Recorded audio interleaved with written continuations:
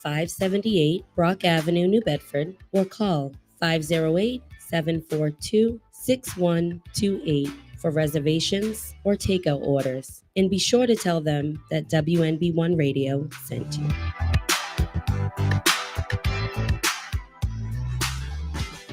It's no secret that the trucking industry is struggling for drivers. So why not look for a school that can get you the credentials that you need to start that new career?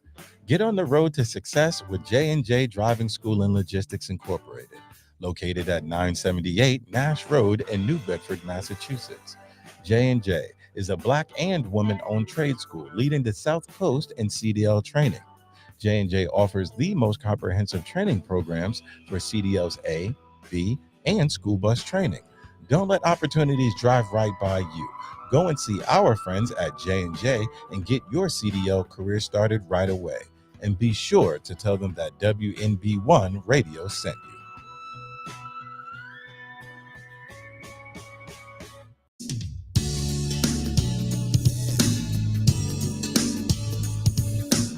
For a truly satisfying dining experience, look no further than Top Shelf Bar and Grill in New Bedford, Massachusetts. Our family-style restaurants offer an array of mouth-watering dishes, from pub favorites to traditional Portuguese cuisine. Treat yourself to an expertly prepared Portuguese meal or unwind with a handcrafted cocktail from our bar. Be sure to try our signature creations, including shrimp Mozambique, bourbon tips, grilled salmon, and the signature top shelf steak. Our warm and inviting atmosphere, combined with exceptional service, ensures a memorable experience. Since 2011, Top Shelf has proudly served a unique blend of Mediterranean-inspired cuisine, reflecting Portuguese, Spanish, and American flavors. Our founder, Robert J. Afonso, drew upon his industry expertise to create a welcoming space where everyone can enjoy a delicious meal, catch a game, or simply relax with friends. We strive to make our house your house, fostering a sense of community and supporting local organizations.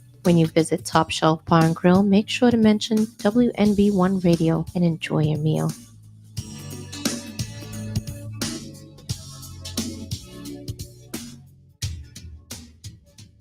Have you made that New Year's resolution to get into shape and you still haven't followed through with it?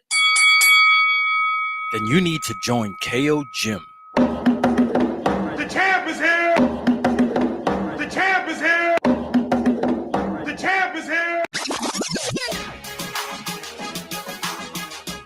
KO Gym is located at 50 Conduit Street in the north end of New Bedford, within the historic mills in a 5,000 square foot space, within plenty of room to train for social distancing, and the facility has unlimited parking outside. KO Gym offers exclusive training in Muay Thai, kickboxing, boxing, grappling, jiu-jitsu, as well as strength and conditioning programs. So if you're looking to train to get into shape to train for self-defense, or if you're looking to train to compete professionally, KO Gym has experienced professional staff to help you obtain your goal. They also offer one-on-one personal training as well as group classes to satisfy everyone's needs. So go ahead and let KO Gym help you make that change for a healthy body and a healthy mind. And also tell them that WMB1 Radio made the referral for you.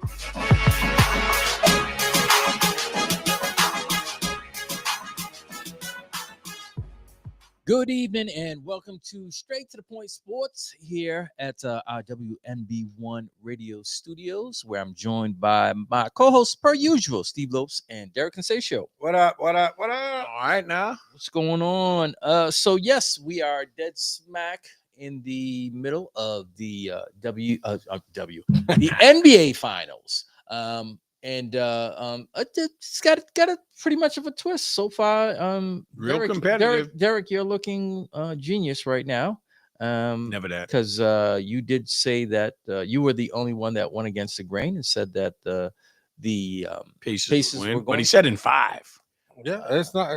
I'm still right on point right so far. Yeah, 2-1. But yeah, we'll talk about that in detail. We'll talk about some of the little nooks and crannies that are going on. I mean, there's something that's pretty obvious to me as to why the Indiana Pacers are winning. Are able to have the 2-1 lead in which they have now.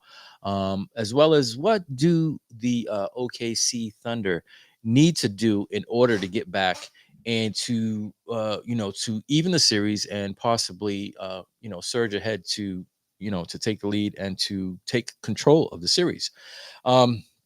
Also, we'll talk about other NBA news in the form of the New York Knicks. So we've had a couple job nobody wants. We have a couple of weeks off, but not shortly after. New York lost. Was what 3 days later? Yeah.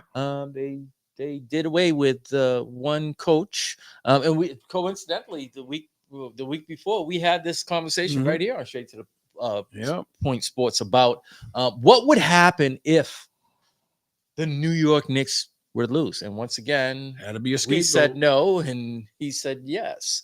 But yeah, we'll talk about that, and we'll talk about their current job search. Not so successful, but we'll talk about that in the meantime, as well as free agents possibly on the move. A lot of rumors. And we're gonna talk about some of those rumors, in detail. And moving forward with the NBA, and we're roughly 13 days away from the NBA drafts. So it's all going to happen real quick. Not long after the championship, once we have a champion crowned. Did the NBA already do their the lottery? The workouts? What workout? Yeah, they did them because some people went back to school. They took themselves out of the draft. Yeah. Okay. So it was the NBA combine, but not as publicized. I don't remember hearing about it. They 3 or 4 people went back. Yeah. They declared, they went to the workouts, and then decided to go. That's what I like about this it. is a good thing. Money. This is a good thing. Find out where you're going to be. Yeah, you get to see where where you are as far as the pecking order. Right. They've got scouts there to say, okay, Derek Conceição, you are probably you're not going to be a second round draft pick, possibly late. And then you go, okay, wait, hold on. I can go back to school and make some real money, which I'm not going to first round. Yeah. You can improve your chances. And the good thing I like about it too, is they give them an in-depth evaluation. About where they're at, why they're at, weak strengths, and everything. So it would behoove you not to listen to the pros and to go back to school and still be able to make money. Yep. And work on that, work on your craft, come back the following year and and up your stock. So you'd be a fool not to listen to the pros. We'll also talk about boxing. What a fiasco. Keyshawn, the whole KD3 camp. Yeah, I don't know what's going on. Him, his 2 brothers. It was only one brother, but it was one brother. It started out with not making weight. Yep. And then the older brother lost. Yes, the older brother. That thing jumped. Yeah. It's just it's some. But he wasn't the one that attacked him. It was him and the other brother. It's just the whole Davis family needs to be thrown in the trash. I mean, it was in your hometown, a showcase in Norfolk, Virginia. And you don't make the weight by 4.5 pounds. We're gonna talk about that. We're gonna talk about it. We've seen a lot of people, not make the weight, but it hasn't been in the wake of 4 pounds. That's the lie. And you're showcasing in your hometown. Yes. I don't get why the lack of motivation. So we're gonna talk about that. We'll talk about the whole Davis fiasco. And we'll also talk about the UFC. UFC, we had UFC this week. Both men's and women's. A lot of this.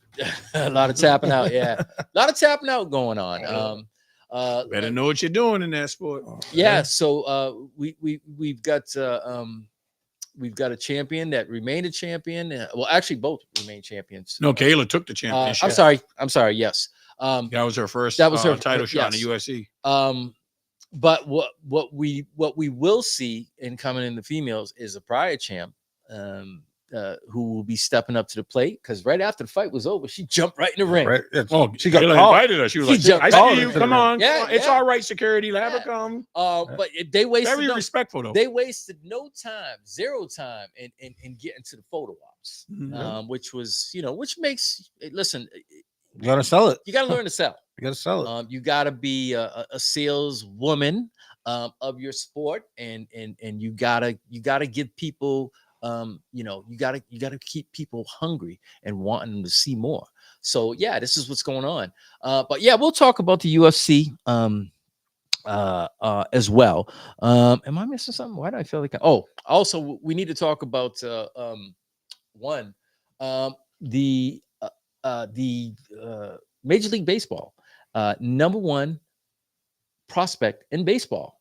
Finally getting called up. Yes. Everybody else was bringing up their prospects, but the Red Sox are late to the party as usual. Yes, Mr. Roman finally gets a call era to the Bo Sox. And it was by no coincidence after he hit a 497-foot bomb. That just blew. That he just got was out. He needs to be up. So you know how bad it was after he hit that home run. Did you see how he left the stadium? Yeah, in a car. So they hit him in a laundry car so he could bypass all the media. Because let's face it, the Red Sox were one heck of a mess with the whole Devers situation. They pretty much slipped back to their old ways of doing things, like they were last year. Errors, blown saves, everything. If no reliable pitchers. They were to win half of their one-run games. They'd be in first. Well, that tells you they're not used to winning. They're not ready. The coaches won, but the current players, besides Devers, have not won there. They're not ready. But think about it. They had the last I seen, they had 13 blown saves. Yeah. And they're only 9 games. Like Chapman settled in a little bit now, but they were getting no mid relief and no closing. They'd be winning because they score runs, and then 8th and 9th inning, they're giving up the leads. They're giving up the leads, and not only with blown save, but with errors too. Yeah, it's a combination of both. But we'll talk about people earn it. We'll talk about Mr. Roman, and his introduction to the big league. But first, we need to dive into the main course, NBA Finals. Pacers take a 2-1 lead. And it was an epic performance by the bench. Mainly Mr. Mathurin. Listen, he's the key. Yeah. When he's on, he's not consistent. Yes. Yeah, that's just it. They give a very, very accurate description of him. Sometimes you look at him and you're like, damn, he looks like he's the best player on the court. Then there's other times that you're like, what happened to him? Who does that remind you of that used to play for the Pacers before? Where did he go? I don't know, but I was thinking Vinny Microwave. No, because he didn't have like a hot and cold attitude, because he has to be motivated to play well. Sometimes he gets in his feelings if he didn't get enough minutes and then he doesn't perform. He has to be a professional every night. We've seen him do dumb things in the way of the Cleveland game where he got ejected for hitting someone in the ground. Who just played in a one-on-one for money with Michael Beasley? Stevenson. Where did he play? Indiana. He reminds me a little bit of him. Not as crazy off the chain as him, but he's heading in that direction if he doesn't take it more serious. I think this kid has way more talent. He's only 22. Yeah, he came out after his junior year. He's only 22.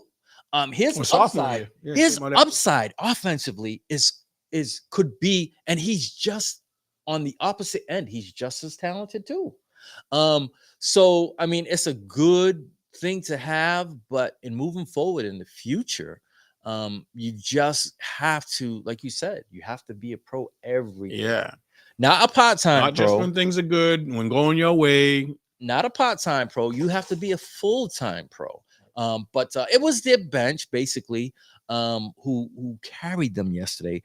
Him solely, he outscored the whole bench from 25. He outscored the whole bench from OKC.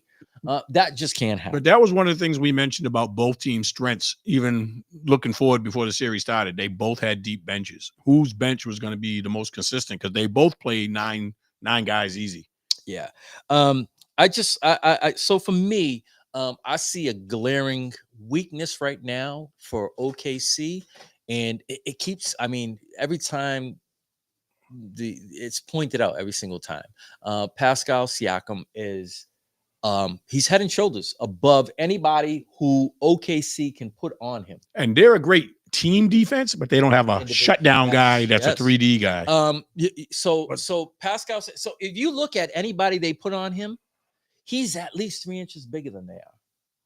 and he can helps handle him. the ball and he can post them up. So and he can, he's if you watch his shots, they're all literally they're all at the foul line in.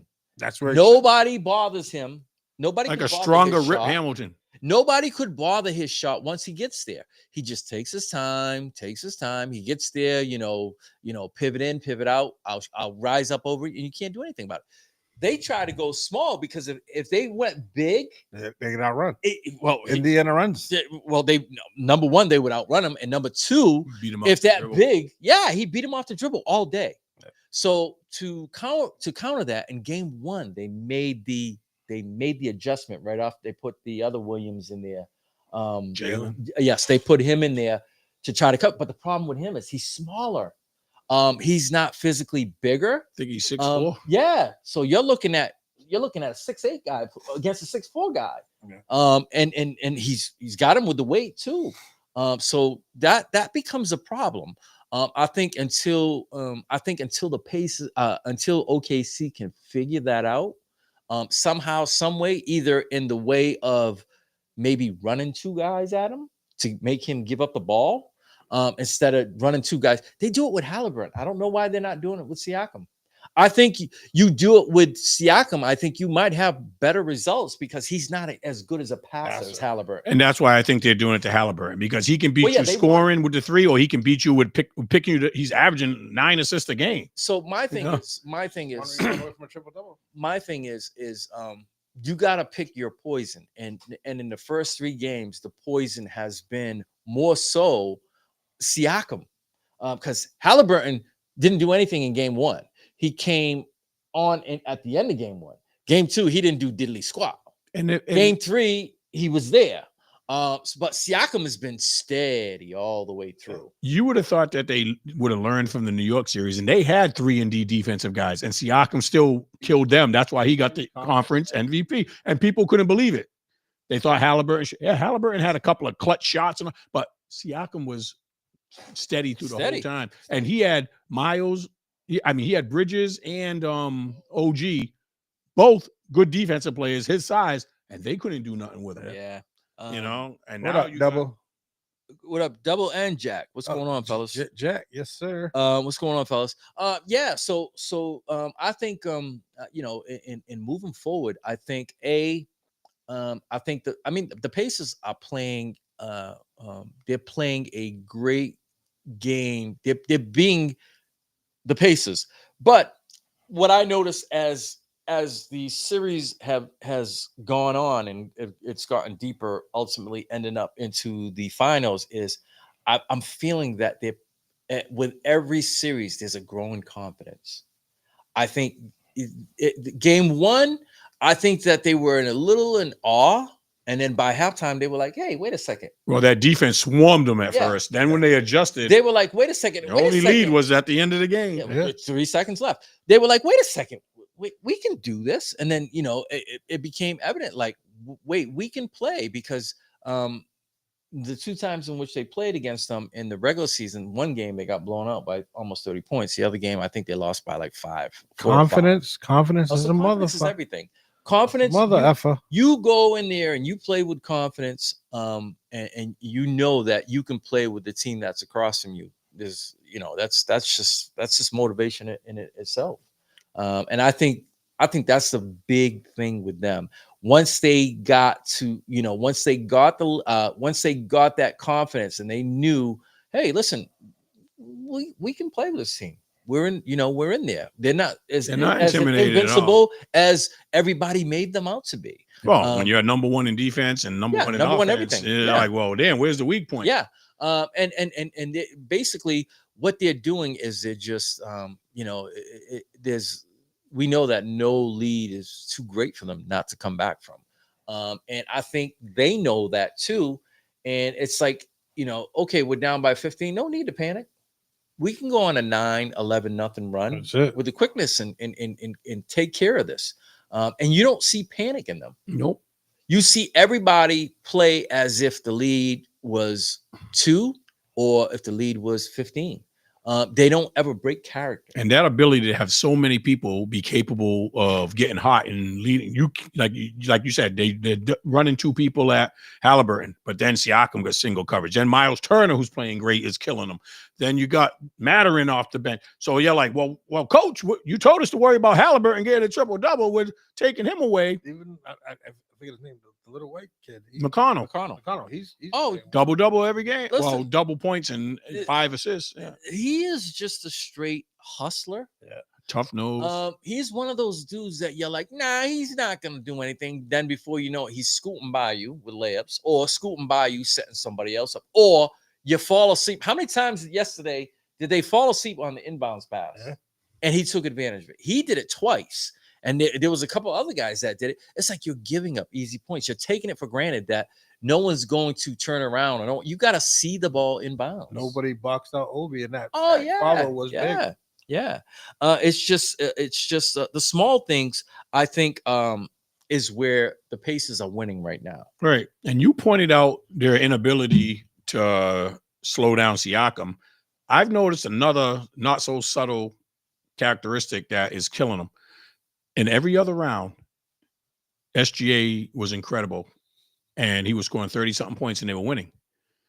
But when he scores that many points, the rest of the people are standing around. So when he didn't have a good game like last game, he only had like 22. Now Williams is out of sync. Now Chet's out of – they're not getting the ball as much. He's not getting people involved. So if he can carry him when he's hot and keep him in games, but when he doesn't – yeah.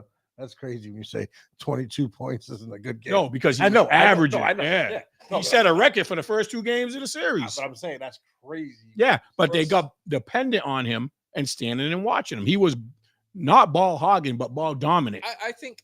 And nobody else got into a rhythm. So if you look at yesterday's game, it was kind of strange because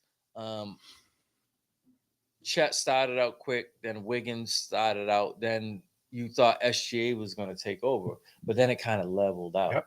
And they didn't get any production from the bench. They didn't get any production whatsoever. And they didn't get any production. So I'm looking at the scoring right now. They didn't get any production from Wallace. They didn't get much production from Caruso. Nothing from Hartenstein. 4 points. That's crazy because he's all energy. Yes. He should get more than that just on hustle. Yep. Rebounds, blocks, probably didn't have much of those either. Yeah.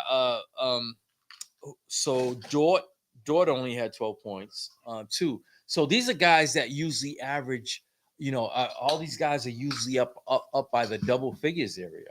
Do you think that had something to do with being on the road? Because they know how they say, like, you listen to everybody say it, and somebody who's I don't agree with a lot with what they say, but he's spot on. He's been spot on with it. He's saying how road players play better at home. Yeah, is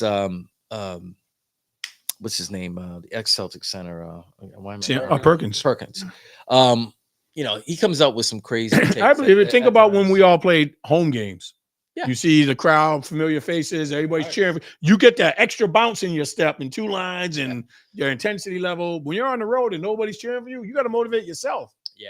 And this has become the thing. Now, if we look at the last series, okay,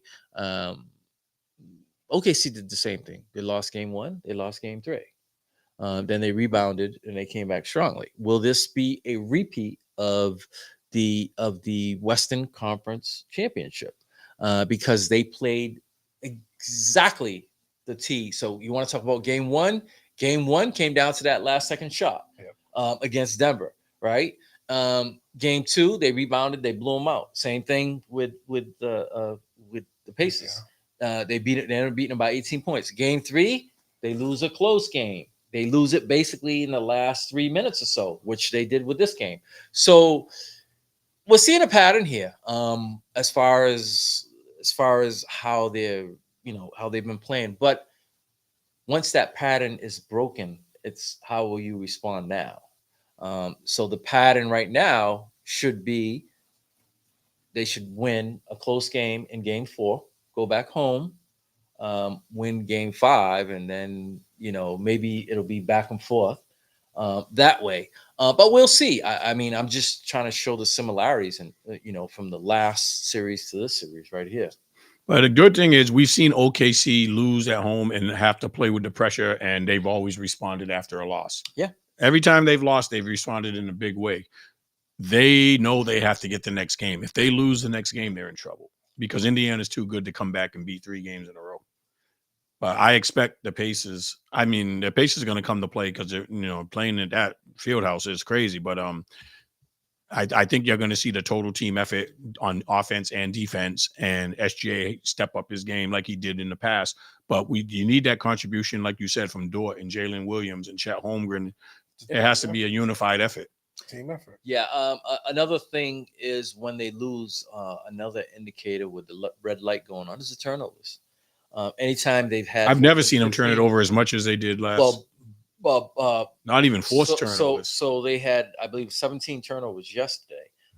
In game 1, we seem to forget that just in the first half alone, Indiana had 15 turnovers, but they weren't able to convert those turnovers. But in the second half, conversely, for limit the turnovers for OKC, they were the ones who they had 12 turnovers in the second half.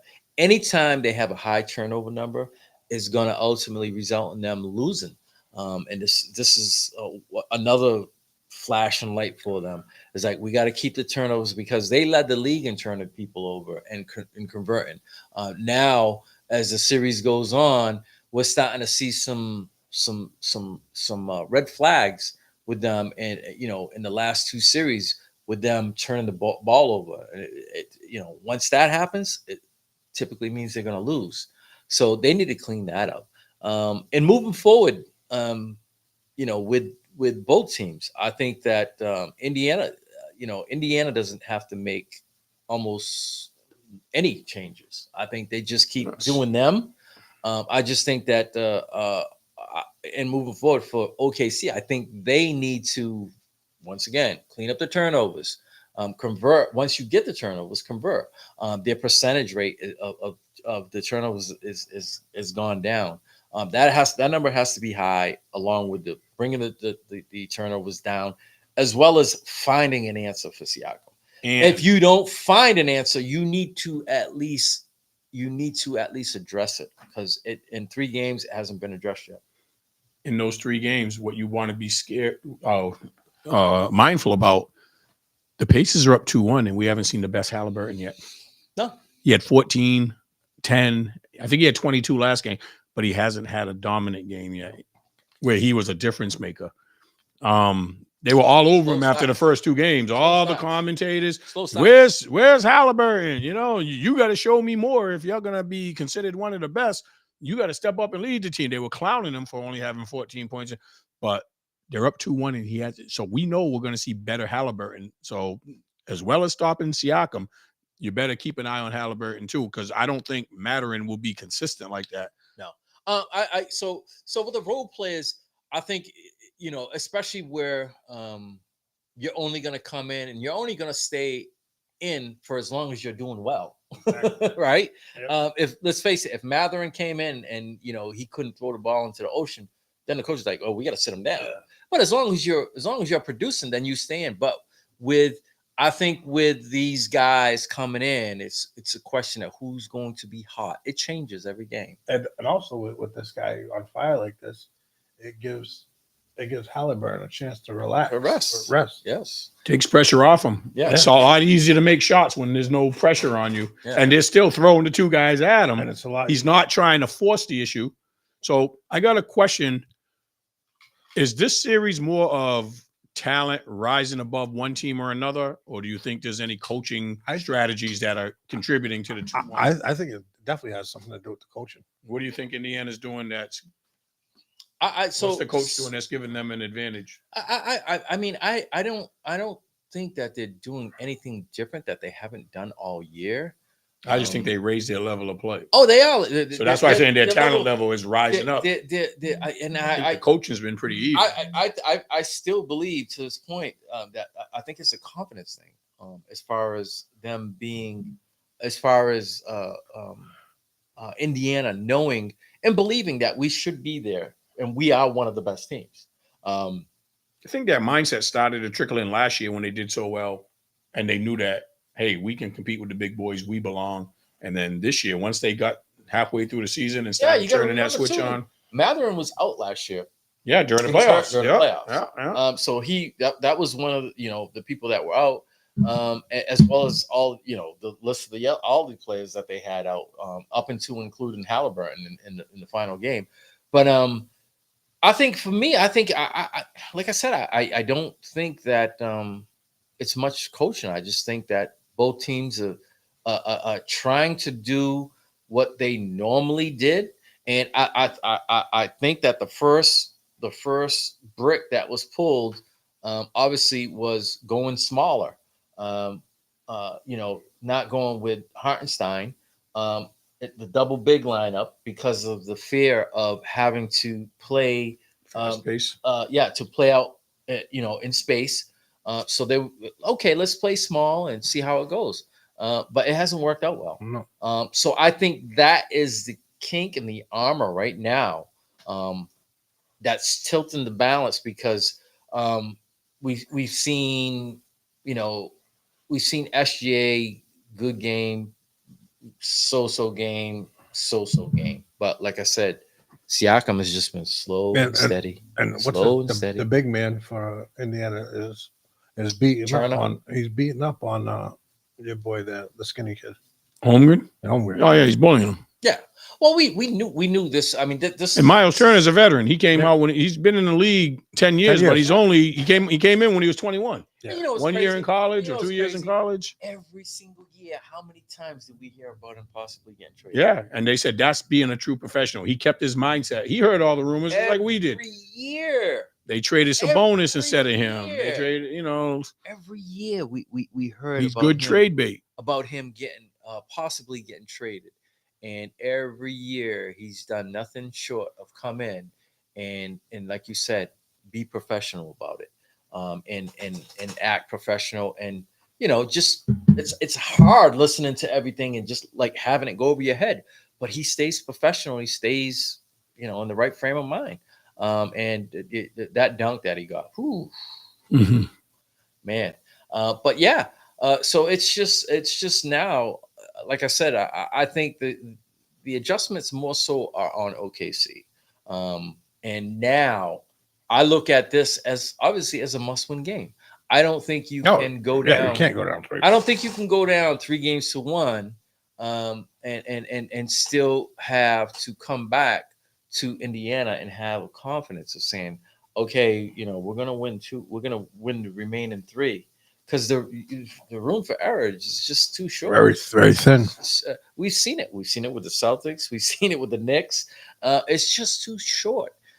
You have to stay engaged. Once you get down 2 games, and it's too talented to come back from 3-1.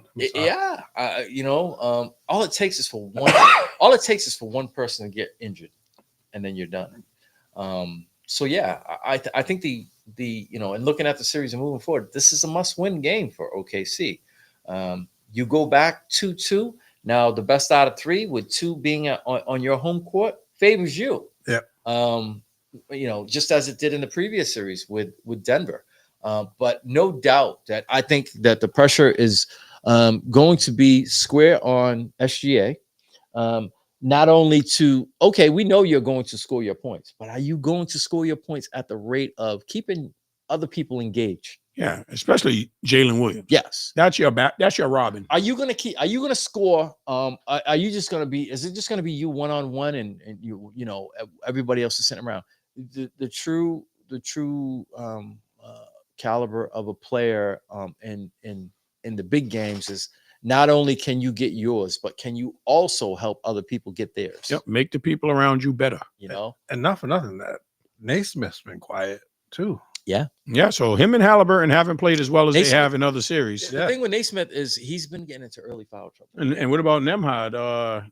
He got an early foul trouble yesterday. Yeah, but all them guys played well in the last couple of series. The last 2 games, both of them have gotten 3 fouls Fast.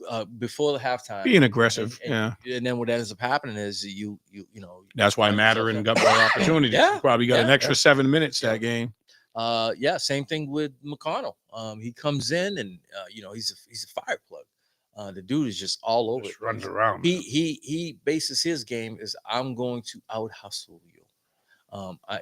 You look at him, you're like, yeah, what is Wally Cleaver gonna come in and do, right? Yeah. All of a sudden you're like, and he has the same moves, layups, and he has to step pain back. in the neck on defense. Oh yeah, too. he's pesky. Yeah, he's gonna make you work. He's one of those dudes that come in, you're like, oh, that son of a is back in the game again, man. You take up the ball. He's just one of those dudes that's just gonna keep coming at you for every second, every minute that he's in the game. And if I'm not mistaken, they've been picking up SGA 94 feet. Yeah, you have to. So you have to. Don't let them survey the floor on the way up, walking the ball up, and then being like, okay, Listen, I can clear it out. I got a mismatch there. You know that he, come that last 3 to 4 minutes, he's going to be the guy that they're going to go to. So if you pick him up from baseline to baseline, you're making him exert, an extra amount of energy that he's not accustomed to really using, and this is the case. So the last game, yesterday's game, I did see him. I was surprised because I did see him give the ball up on a couple of possessions when they were down by 5 points. It went from 5 to 9. And both times when he got doubled, he gave the ball up and he didn't run to get the ball back, which he normally doesn't, he normally does. And then one time you've seen Caruso take a shot. Then another time we saw Holmgren try to take a shot. And I'm saying to myself, this isn't the normal way. We would see them in close games or trying to close out games. The offense goes through him, but he didn't run to get the ball back. That's a sign of fatigue right there. It could be a sign of fatigue right there. Not being used to being picked up, from baseline to baseline, and being able to pitch the ball. You look at them, by the time they get the ball up, 6 seconds is gone off the clock. Sometimes 7 seconds. Sometimes they're getting the ball over just before the 8, just before the 8 count. And this is all part of the plan. It's all part of the plan. If you recall, it was a major strategy when Golden State beat Boston. They were like, something, we're going to make Jalen and Jason really labor bringing the ball up. And there was more than a few. They were turnover prone. And there was a lot of times they turned the ball over. Yeah, they both had records of yes. So that was something that that was the coaching within the coaching. We came to find out later that was strategic from game one. They were like, listen, we're not letting them walk the ball because they didn't really have a point guard per se. Marcus Smart was there, but it wasn't like, okay, I'm bringing the ball up. I'm going to do.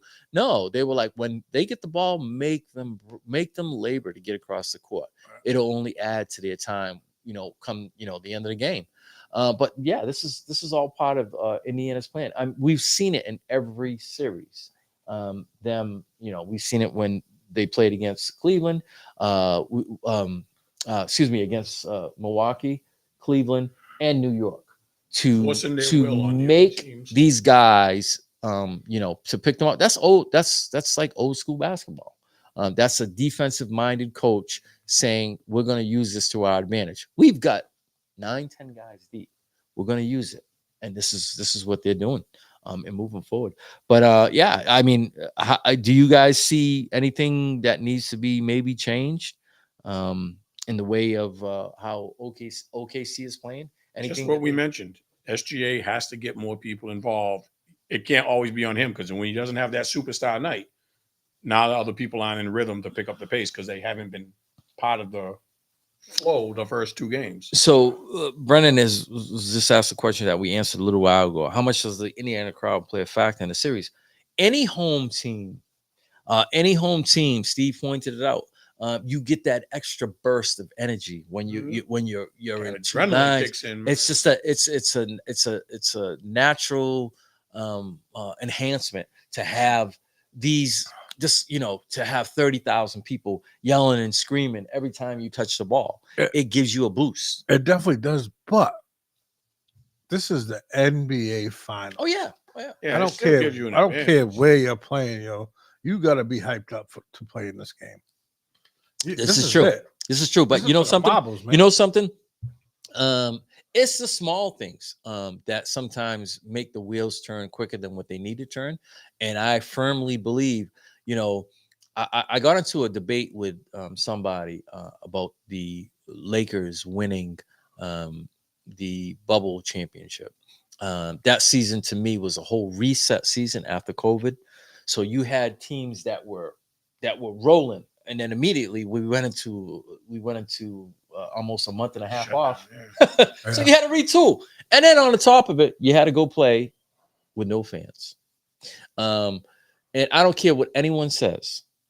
There's a reason why you play for home court advantage. Yeah. It's to have that extra 6-man, egging you on And be on your regular and routine and from if home instead of being out of a hotel. that's right. And if anybody says that, the answer to there was like, well, that you have to play basketball at its highest level. Well, first of all, we went through a reset. We went through 6 weeks, 6.5 weeks with no basketball, and then it was like a retool. You get back into the bubble, and nobody has any advantage. We're gonna just do this all over again. It was a whole retool. Not taking anything away from the Lakers, which a lot of people do, but it was just like it was something out of the norm that has never happened. You know what I'm saying?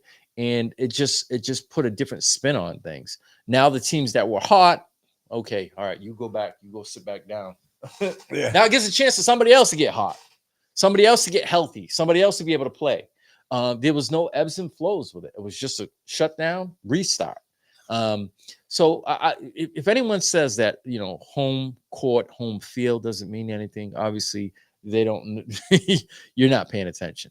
Home field is everything. Having that extra, like he said, not having to travel, sleeping at home, having your routine, having those fans behind you.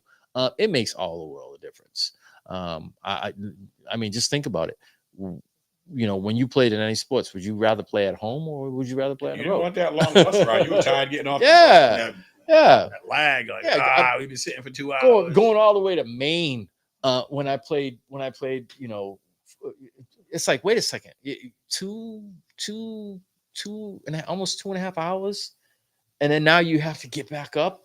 You know what I'm saying? You're stiff, you're tired, you're and tired, that energy is not to pick it's just you up. not the same. Mm-hmm. While these guys, while we're leaving for our 2.5 hour They're trip, getting extra naps. they're probably just, when we're an hour and a half in, they're just showing up, getting taped. You know what I'm saying? But we're on, it's totally different. It's just for me, if anyone says, oh, home court doesn't mean anything, I totally disagree. Just my opinion. I know some other people have different opinions on it, but home field to me is everything. That's what you play for. Yeah. That's your reward for having the best record, is you get to host at home. So if anybody tells me home field, home court doesn't mean anything, I'm gonna laugh at you. Don't get me wrong, people do get beat at home, but the chances are still on the home team having the better record. Go back and you look at the history. All right, it always favors the home team. There's a reason for it. All right, so in other news, other NBA news, the New York Knicks. What do we make of that situation of the coach being fired? Steve, you can lead off with it, seeing that you were the right one. Well, I thought that there'd need to be a scapegoat. And of course, Leon Rose and all them are not going to act like they did everything they did by assembling the team. They just needed somebody to coach it. But even though they had a good season, the scapegoat was you played a short lineup. That's why we lost, and we were built to win right now. But I think them making him the scapegoat has made their job search so much more difficult, because other teams and other players don't respect that they put the blame on him and acted like, it's like almost like all these coaches that are saying, no interest, whatever. I feel like there's a little bit of solidarity. Like, we don't want to be the next person treated like that. But the coaches that already have a head coaching job. Yeah, not all of them. I know. There's 5 of them. But there's a rumor going around saying that the players called for his head. Yeah. The only Except one, for Jalen Brunson. Yes, and by no Especially coincidence- Kyle Anthony Towns. and but by no coincidence, did you hear the rumor? A lot of people weren't feeling his father. His father got fired too. Feeling his father. Did he get fired? Yeah, he's gone. I didn't see. I didn't see that. I thought he was. I saw. That was a rumor. That was a rumor. No, I thought he was still there. Try to Google it. Because there was rumor. there was also rumor saying that if nobody takes it, his father's going to end up getting that head coaching job. I could have sworn that he was being relieved of his duties No. The only person that's been officially fired was because he was part of the staff. Usually, when the coach goes, the staff. No, what you have to keep people in line until you get new people to follow up. You can't just say, "Oh, I wouldn't have been gone." so quick to fire him because there wasn't a lot of available coaches. They're going after people who are already secure in their jobs right now. Oh, yeah. They've been turned down by Billy Donovan and the Bulls. They've been turned down. Well, the teams denied them permission. Yeah. I heard Jason Kidd had a little bit of interest. Dallas shut it down because they said Jason Kidd's just using it as leverage because he wants a bigger contract. Yeah. So, but Ime Udoka, they didn't want no part. They like what he's doing in Houston. Chris Finch in Minnesota and Quinn Snyder in Atlanta. All them, their team shut it down. The only one I heard had interest was Jason Kidd. But Jay Wright, because of the Villanova connection, they tried to get him out of it, and he said no interest whatsoever. He doesn't want to come back to basketball. Yeah. But that's 6 people that they approached. So who's still out there? Now you look at the people who are fired this year or the people that are Brunson. huh? Rick Brunson. I Oh, don't- he was fired. Yeah, I Hey, told He you. was fired. Hey, See? who's still out there? Aaron Rodgers. Yeah. But there are people that are still out there. Possible candidates, I wrote down Mike Brown, who was fired by Sacramento, and Taylor Jenkins, who was fired by Memphis as recently fired coaches, What about Malone? Yeah, Is he still- I would Mike think he'd be- Malone. I would think he'd be. and Mike Budenholzer. I would think Malone would be. That was your old coach? Yes, He I got would. fired by Phoenix this year. I would think. Who doesn't Phoenix fire? They fired their Yeah, last every three year they coaches. owe the last 7 coaches money. They probably owe to coaches. They probably owe probably close to 40? 100 million. I thought was it? It was No, 78 million because- just for the last 3. All these coaches They got get 10 fired. million a year. All these coaches get fired either on their first or second year. They Yeah. got 4-year contracts, and it's Yep. guaranteed money. So you get fired on the first. So guess they what? don't You're need paid- another job. They can go be a sports announcer who was until the, they get another job. They're still getting Who paid. was the coach that lost in the finals? The minority coach. What was it? NBA finals? Yeah, when they made the finals and lost. The Knicks? No, Phoenix. The Phoenix Suns. Monty Williams. Yeah. Monty He got fired Williams. by Detroit this year. Monty Williams got fired in his second year, so they owed him money. Then they fired who's the dude after him? They fired him after the first year. It's like you keep firing these dudes, fire. It was a little over a year in the beginning of the I want to say the first month. Then you keep firing these guys, but you know what? You have to pay them. Yep. It's not like a player that their salary is getting terminated or somebody else is taking. No, you are tied to their salary. But the crazy thing in the New York situation is Tibbs's numbers are ranked in the top 3 of any all-time coach in New York. He's brought them the furthest to be fired. How do you get to the Eastern Conference Finals and get fired? And that's what I was hanging my hat on. I was hanging my hat on because of the success and to where he's been, where literally no man has been. They were a horrible franchise, losing, waddling in mediocrity or lower, and then he got there and changed the culture. So this is my thing. Is it more so the players, or is it more so the organization? Well, the organization is never going to take responsibility. So we know Dolan is a dope. Yep. Yeah. Now, how many people really want to go to that owner? They know, a lot of people Look know what he's done with ex-fans, with Charles Oakley, and like he's just an idiot. We know how all many. around. We know how many players and fans who have called for him to sell the franchise because he's been. They would make it a more attractable destination, but they do have a good team assembled right now. So all these guys that we mentioned, the possibles with the Mike Brown, Taylor Jenkins, Mike Malone, Budenholzer, Is there anybody else out there that you think's an ideal fit? Like, if it's not one of them guys, I can't. I told you Brunson was fired. I was like, damn, I could have sworn I read thought that. it was a rumor. No, I don't know. I thought so. He's not a candidate. No, he's not. And we don't know how that affected his son being there, because I think there's a carrot to that. He's the one that spoke out against. No, he's the one that wanted him to stay. And no, that works the opposite. I was going to say maybe it was Towns that called for him, and now they're rebelling back.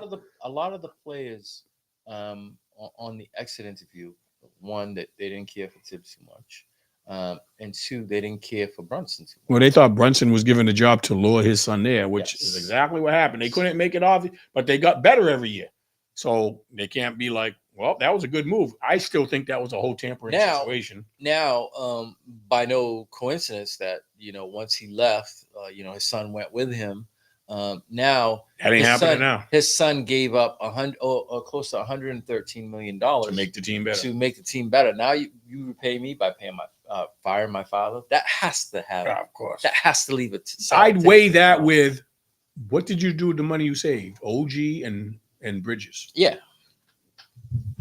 And Towns. Like, you went and acquired 3 guys that could help us win. Now, I think there was other talent on the bench that could have played more, and I think that's where Tibbs went awry. Yeah. Well, They went 7 deep. But you had other people that could have played spot minutes here and there and gave those guys breaks. We've seen McBride play more. We've seen Precious play more. There's somebody else I'm missing. The shooter. With a weird name. What's his name? But they had other guys that they could have stretched the rotation a little deeper. Your boy didn't even get off the bench. Your boy's son. Well, he hasn't played all year though, Kolick. Yeah, he didn't play all year. He's a rookie. I mean, he's literally behind what's the other guy that comes off the bench? The other guy. Not McBride. One that shoots the threes. Oh, but I think he's going to be gone this year. He's a veteran. The lefty shooter there. Yeah. He was behind him, so he was the third guy. He'd be the third small guy off the bench. He'll be fighting for a position in summer league this year, like, to prove that he can keep a spot on the team, because they'll have a first round pick and they'll have free agency signings. They just got to add 1 or 2. So my question still is, who's the ideal coach in you guys' minds for the New York job? I got 2 in mind, and I think both of them will surprise you. I bet you nobody's thinking of the people I'm thinking of. So you're going to say someone that used to be in coaching and he hasn't had a chance in coaching? And he's from New York? Yeah. Mark Jackson. I mean, that makes a lot of sense, but I still don't. I still think he has that target on him. Yeah, I don't think he'll come back into coaching because of that target. Unless the NBA's blackballing him, he'd be a perfect coach for New York. The team's already assembled. It just needs to be coached a little different. And he's homebred in New York. Mm-hmm. So yeah, I mean that makes a lot of sense. I mean, I heard the rumors floating with him. Who's your other guy? Who's the second one that you got? The second one's going to shock you. It's going to seem like I'm crazy. You're not going to say a player. Nope. They patch it up with Tibbs and bring him back. I don't know what the legalities are, because you fired him. Because technically he doesn't have to coach and his money's guaranteed. I don't think you can. I don't know if you can or can't, but let's say you could. If there's no other candidate out there, would you bring him back? I mean, Billy Martin has done it, but he's gone years. Yeah. The fact that the players called for his, if the players are calling for his head, then how do you bring that back into the locker room? So if you as a coach, if you knew everybody hated me except for this guy, how could you? Well, that would require a big team meeting. How could you really have faith and trust in them? It would require a team meeting with ownership, the general manager and president, the team, and I say, look, I know there were some things we did wrong, but we were successful. Does everybody want to swallow their personal differences and agree that if both sides, Tibbs has to agree to change his style, and the coaches have to believe the trust that I've improved you every year.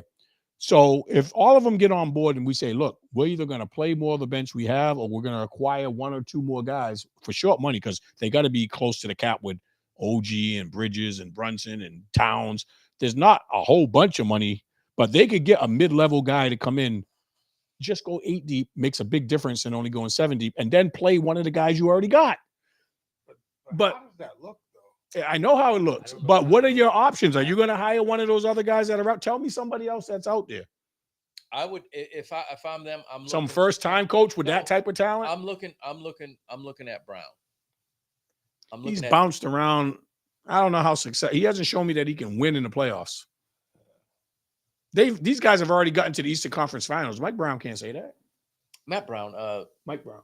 The other one, the one that just got fired from Denver. Oh, Mike Malone. I mean, yeah. Mike there's a whole bunch of Mikes on that list. Mike Brown, Mike Malone, Mike Budenholzer, Mike Tyson, Mike Jackson. Yeah. No, three Mike coaches. I'd go with the guy. I'd go with the guy that has won. Happy birthday, Mike Kahn, yesterday. I'd go with I wish him this morning happy like 75 birthday. Now. I'd go with the guy who's already been to the top of the mountain. Budenholzer. I don't think that would be a bad fit. I think he's a player's coach. I liked him in Milwaukee, but they said Giannis had a power struggle with him, and that's why he lost out. How would he be in that big market? He won a championship in Milwaukee. Yes, that's not. He's got a ready-made team. If you're out of those candidates, either him or the Denver coach Malone have to be the top candidate. That's what I'm saying. I'd go with one of them because Malone's won before. They've already won, and Budenholzer's won before, so they know what it takes to win. What's New York looking for? How to get to the championship. These guys have won it. I don't trust nobody else on that list. Because I know there's a lot of talk about Giannis going to New York. There's a talk of him going to a lot of places. If Budenholzer goes there, Giannis ain't going to New York. No, you get that's all right. You don't have to. If they get Giannis, they're losing Towns. I take Giannis over Towns all day. It's as if if he goes there, it's like trying to put a square peg in a circle. Yeah. But I think they wait for free at this point. I think they wait for free agency, and the draft before they hire the coach now, because I don't think there's a can't miss coach out there that they have to have. Because they had that long run in the playoffs, everybody that was worthwhile has already been scooped up by somebody. They don't have the luxury of let's go after the best people out there. People have already filled their vacancies because this season ended a month ago. I think you have to look at those two guys who have won championships. Yes, if you're going to trust anyone, you're going to trust those. So I understand your point being valid, but now you go with the guy from Denver. Giannis has never played with him, so let's say you make that move. He's a winner. He's gotten to the championship. So out of the guys that are out there, that would be my guy, unless Giannis is out of it. Then I consider Budenholzer. Malone. Malone only lost the battle, ironically enough, because he wanted a longer bench and the ownership wouldn't give it to him. The GM. It was the total opposite of the New York situation. He understood, we got a great team, but we don't have enough dogs in this fight. We need another one or two guys off the bench, and they wouldn't do it for him. And he spoke out. And it happened right. It wasn't the player saying he got to go. It happened right after they won the championship. Yeah, they had a defection of the guys leave the team, and they never replaced. 2 years in a row they lost guys, yes. And one was because they won the championship, and then last year they were still good. But when you lose, who was the defensive guy that was from Boston? Brown. Yes, he left. Where did he go? He went to Toronto at first, but he's a free agent this year. Yeah. They could get him back, stop bringing some people back. He could be a candidate to go to New York. There's like a lot of inexpensive guys that somebody like New York or Denver could add that wouldn't blow up their budget. Get role players that just know what they're doing, and you got to get a young player. You got to hit in the draft first or second round, and you got to get a free agent out there. Now, my thing is, we have the draft in less than 13 days. 25th. Okay. Do you get your coach before the draft? You don't rush. Well, but what does you want your coach to? You want your coach to be in there who you're going to get. Help you pick out who you're going to pick. Listen, you can't take me to the grocery store. The only reason I was saying inside the car. Yeah, the only reason I'm saying that is because I think free agency doesn't start until after the draft, and you might want to see if you have a chance at Giannis, because that might determine. Oh, we don't want Budenholzer. Well, let's put it this way. What are you going to value more? Are you going to value that number one pick, or are you going to value the free agency more? That's how it's going to look. Are you valuing? Because let's face it, if I'm a coach and I'm coming in, I have to know what Dolan and Leon Rose are looking at. How do they feel they're going to improve the team? Do they have their eyes set on one or multiple people? How would you feel, though, coming in as a coach? I didn't even have say on my number one pick because you didn't hire me before. I'm inheriting something, and this is typically talks are going on with free agents, even though it's illegal. But this is the way it goes, got an right? idea who they might get. But typically, this is what goes on, right? when you come in for an interview, they're going to ask you, how do you plan? What is your game plan for this future? What is your game plan to help us get better? You don't buy the groceries, so yeah, I might Okay. not prepared. Okay, well, I want to do A, B, and C, but I came in and A and B was already gone. Now I'm going to do C and D. I bring in a coach and say, I've already got the team ready to win now. You just have to manage it right. But the owner and general manager already had an idea of what they wanted. It's just that, but they got shot down. Yeah.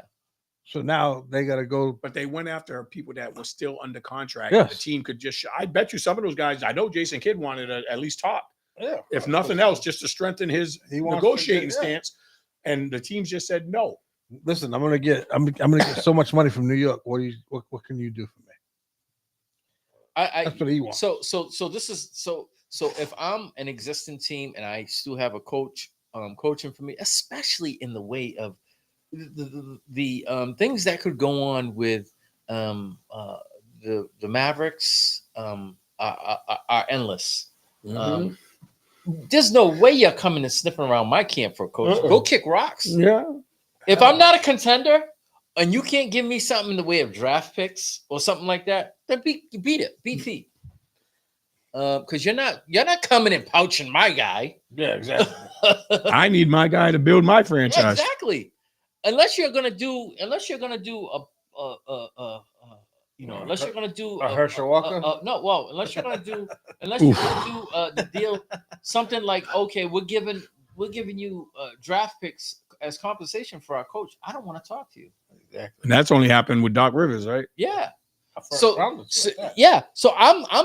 literally saying I don't want to talk. And New York doesn't have a high. I don't even know if New York has a first round because of that trade with Towns and all that. Well, no. If they do, it's at the end. So they gave up all kinds of picks, which a lot of people OG. No, it was for Bridges. Oh. They gave up, I think it was at all 3 1s and 2 2s. That's a lot. That's nuts. They wanted to win now. They went all in now. So you don't have to worry about the coach saying, well, who do I want to draft?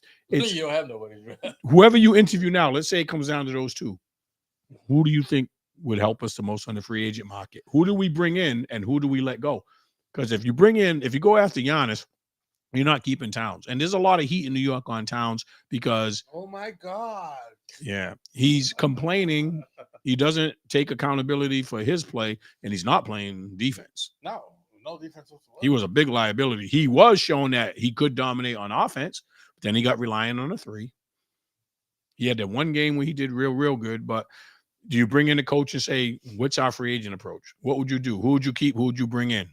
I once again, I think it's going to be in the philosophy on how coaches see things. Do you look at it from your perspective in the way of free agency, or do you look at it? It has to be. They ain't got no draft picks. Well, if you don't, have, that's different. But still, yeah, I still want to be in there because guess what? You could take maybe a second. You could take maybe a couple of seconds and flip them, for something else. You still have some, some type of say in it. I just would feel kind of uncomfortable coming in as a coach and not having my footprint in there somehow, somewhere. Nate Victor, Chago, where's the New York fans? Nobody got a comment on this? Especially there's a guy that fits our team well, and we could have grabbed him right here, but we didn't, and I didn't have no input. Yeah, I just as an incoming coach. Now go win. Yeah. Now as an incoming coach, I think I need to have the key. You need the keys. I think I need to have some say.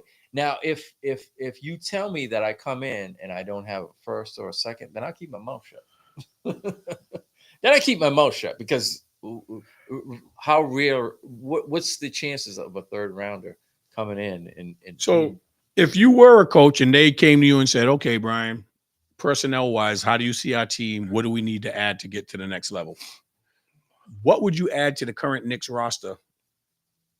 We know they need depth, but at what position? At what pick? Free agency. You don't have a draft pick. I have to. Just who can you go after?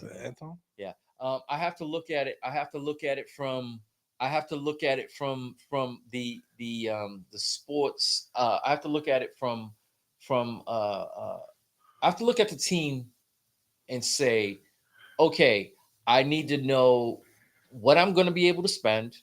Who am I going to be able to exchange? You need to know all that stuff. Yeah, when who's you're in the room. untouchable? You need to know all that Definitely. stuff when you're in the room. And I think the two forwards untouchable. Obviously, Brunson's untouchable. There's going to be a number of people, but you think Hart's untouchable? no, he can go. I think he's part of the rotation right now. I like him as a piece, but if I thought I could improve the overall position of the team, I wouldn't want to trade him because I like what he brings. Yeah. You don't run no plays for him. You know, he hustles his behind off. He fits the New York hard-nosed image. In my opinion, he's the reason why you beat the Celtics. Yeah, he was big, and he was able to defend people that he shouldn't have been defending. And you know? the offensive rebound and all the other second chance points. Like he was They big. said right now, what's wrong with the current roster? Why didn't we win? Because you only went 7 deep. Right. So how do we get our bench deeper? Are you willing to say there's talent on the bench, or do you feel we have to go out and get another person for the rotation? You definitely have to evaluate the talent you got. I think there's people on the bench. You don't, and it all depends on what you're losing. Yeah, it's a lot. You don't know what who's free agents, what you're losing. Well, the main 7 are locked in. Yeah. They need to add an 8th guy somewhere, and if one of them guys leaves, they weren't playing much anyway. 8th or 9th, 8th and 9th. Yeah, so you need to add my thing I keep trying to drive home is you need to increase the rotation. Yeah. So if those guys leave, not even part of the argument. Find somebody else that can play 8. So now you can go 8 deep. Yeah. But as a this is all the stuff that you need to talk about when you're coming into. Is a lot of stuff to unravel as an incoming coach. And I don't think I'd bring in. I don't know if there's any college coaches out there that they could bring in. Or I don't know if you want to mess with the college. I was just trying to think where are the other coaches at? But think about it. You're in New York. That's experimental. In New York. If you let's say they lost in the second round. Okay, now you could maybe tinker with that, but you just lost in Eastern Conference Finals. You're not looking for somebody further than that. Yes, you're looking to add to the rock on your finger. I wouldn't bring in another high price veteran or nothing like that. Your payrolls, you need a role player. I think somebody like a Bruce Brown, but that's why I say I don't know if he fits their rotation. I don't know if they need a backup point guard. I don't know if they need more size. They definitely don't need a 3-and-D guy, but they need people that can come off the bench and contribute. What area? You need somebody that can put the ball in the hoop. You can for me, I just think that you got to add to your coaching. You got to add to your just as you would add to your roster. You got to be the same. You can't bring in somebody lower than the person that you just got rid of. Exactly. Right. But if nobody after 7's playing, how valuable are they? Unless that coach thinks there's somebody on it, we could play Precious more. We could play. I think McBride's part of the 7, right? Yeah. So it's where Precious, he wasn't part of the 7. No, Precious and the other guy. Yeah, the guy that shot. I forget his name. They weren't part of the. So that would have been 9. Yeah. So I would say, can one or both of those guys play more and help us? Can we extend more minutes to them, or do we let them go, replace them, and go get us somebody who can extend us at least to 8? That's a huge ordeal if you can go from 7 to 8. That's one more person in rotation. 8-man rotation is nice. It's not as good as OKC and Indy that have 9 and 10, but there's not many teams that have more than an 8-man rotation. Yeah. It remains to be seen. It remains to be seen, and how they're going to attack free agency, the draft, et cetera, et cetera. I do know one thing. I think they're set at their wings. Mm-hmm. Obviously, they don't have to worry about those. It's the players, it's the Kyle Anthony Towns and then the guys Mitchell. They got to keep Mitchell. Oh yeah, he can't. It doesn't make it don't matter. You need him. He just earned himself. He just earned himself. If he's a free agent, he just chinged in. If he's a free agent, the same thing that happened with Hottenstein is going to happen with him. Somebody's going to say, Detroit would love to have him, or somebody would love to. Offensive rebound, he killed everybody. Defense, rebound. Yeah, the only thing is he got to practice his free throws. Yeah, and he's got to stay healthy. He's hurt so often. Yeah. Yeah. But he's good. He's good. What we're gonna do is we're gonna take a short commercial break, and when we come back, we'll talk about some baseball, and we'll talk about some UFC and some boxing. All right. So Basically, don't go nowhere. We'll be back. We'll literally be back in a few minutes. So keep it tuned, keep it locked right here to WNB1 Radio, Straight to the Point Sports.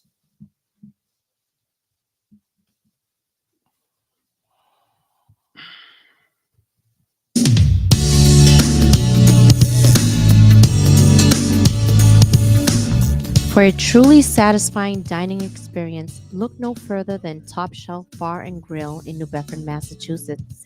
Our family-style restaurants offer an array of mouth-watering dishes, from pub favorites to traditional Portuguese cuisine. Treat yourself to an expertly prepared Portuguese meal or unwind with a handcrafted cocktail from our bar. Be sure to try our signature creations, including shrimp Mozambique, bourbon tips, grilled salmon, and the signature top shelf steak. Our warm and inviting atmosphere, combined with exceptional service, ensures a memorable experience. Since 2011, Top Shelf has proudly served a unique blend of Mediterranean-inspired cuisine, reflecting Portuguese, Spanish, and American flavors. Our founder, Robert J. Afonso, drew upon his industry expertise to create a welcoming space where everyone can enjoy a delicious meal, catch a game, or simply relax with friends. We strive to make our house your house, fostering a sense of community and supporting local organizations. When you visit Top Shelf Bar and Grill, make sure to mention WNB1 Radio and enjoy your meal.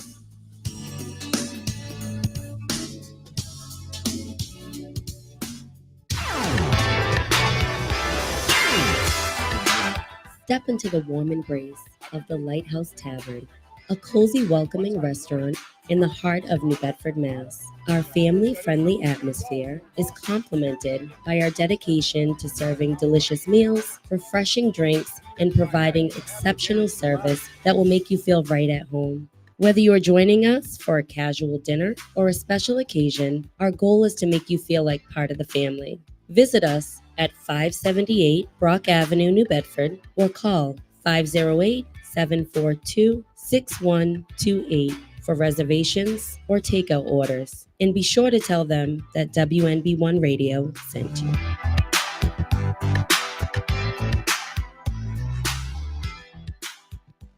Have you made that New Year's resolution to get into shape and you still haven't followed through with it? Then you need to join KO Gym. The champ is here! The champ is here! The champ is here! KO Gym is located at 50 Conduit Street in the north end of New Bedford, within the historic mills in a 5,000 square foot space, within plenty of room to train for social distancing, and the facility has unlimited parking outside. KO Gym offers exclusive training in Muay Thai, kickboxing, boxing, grappling, jiu-jitsu, as well as strength and conditioning programs. So if you're looking to train to get into shape to train for self-defense, or if you're looking to train to compete professionally, KO Gym has experienced professional staff to help you obtain your goal. They also offer one-on-one personal training as well as group classes to satisfy everyone's needs. So go ahead and let KO Gym help you make that change for a healthy body and a healthy mind. And also tell them that WMB1 Radio made the referral for you.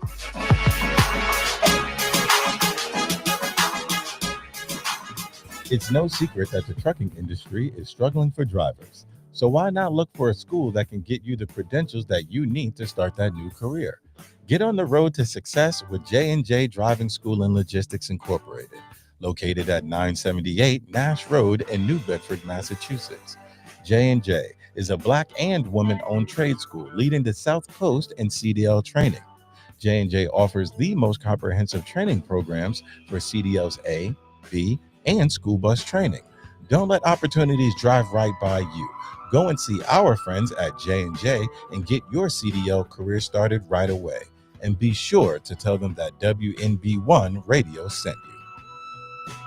Reliable Bus Lines Incorporated has been a leader in the school bus industry for over 40 years. Founded in 1980, Reliable Bus Lines Incorporated has provided the South Coast and surrounding areas of the Commonwealth transportation services ranging from private to contracted school bus and van services for corporate transportation. Specializing in school bus transportation, Reliable Bus Lines cares about your precious cargo. Our drivers are trained and certified and understand the importance of being on time and getting students to and from school safely. A staple in the greater New Bedford region, Reliable Bus Lines Incorporated is a women and minority-owned company. Our staff prides itself on being diverse, professional, and helpful.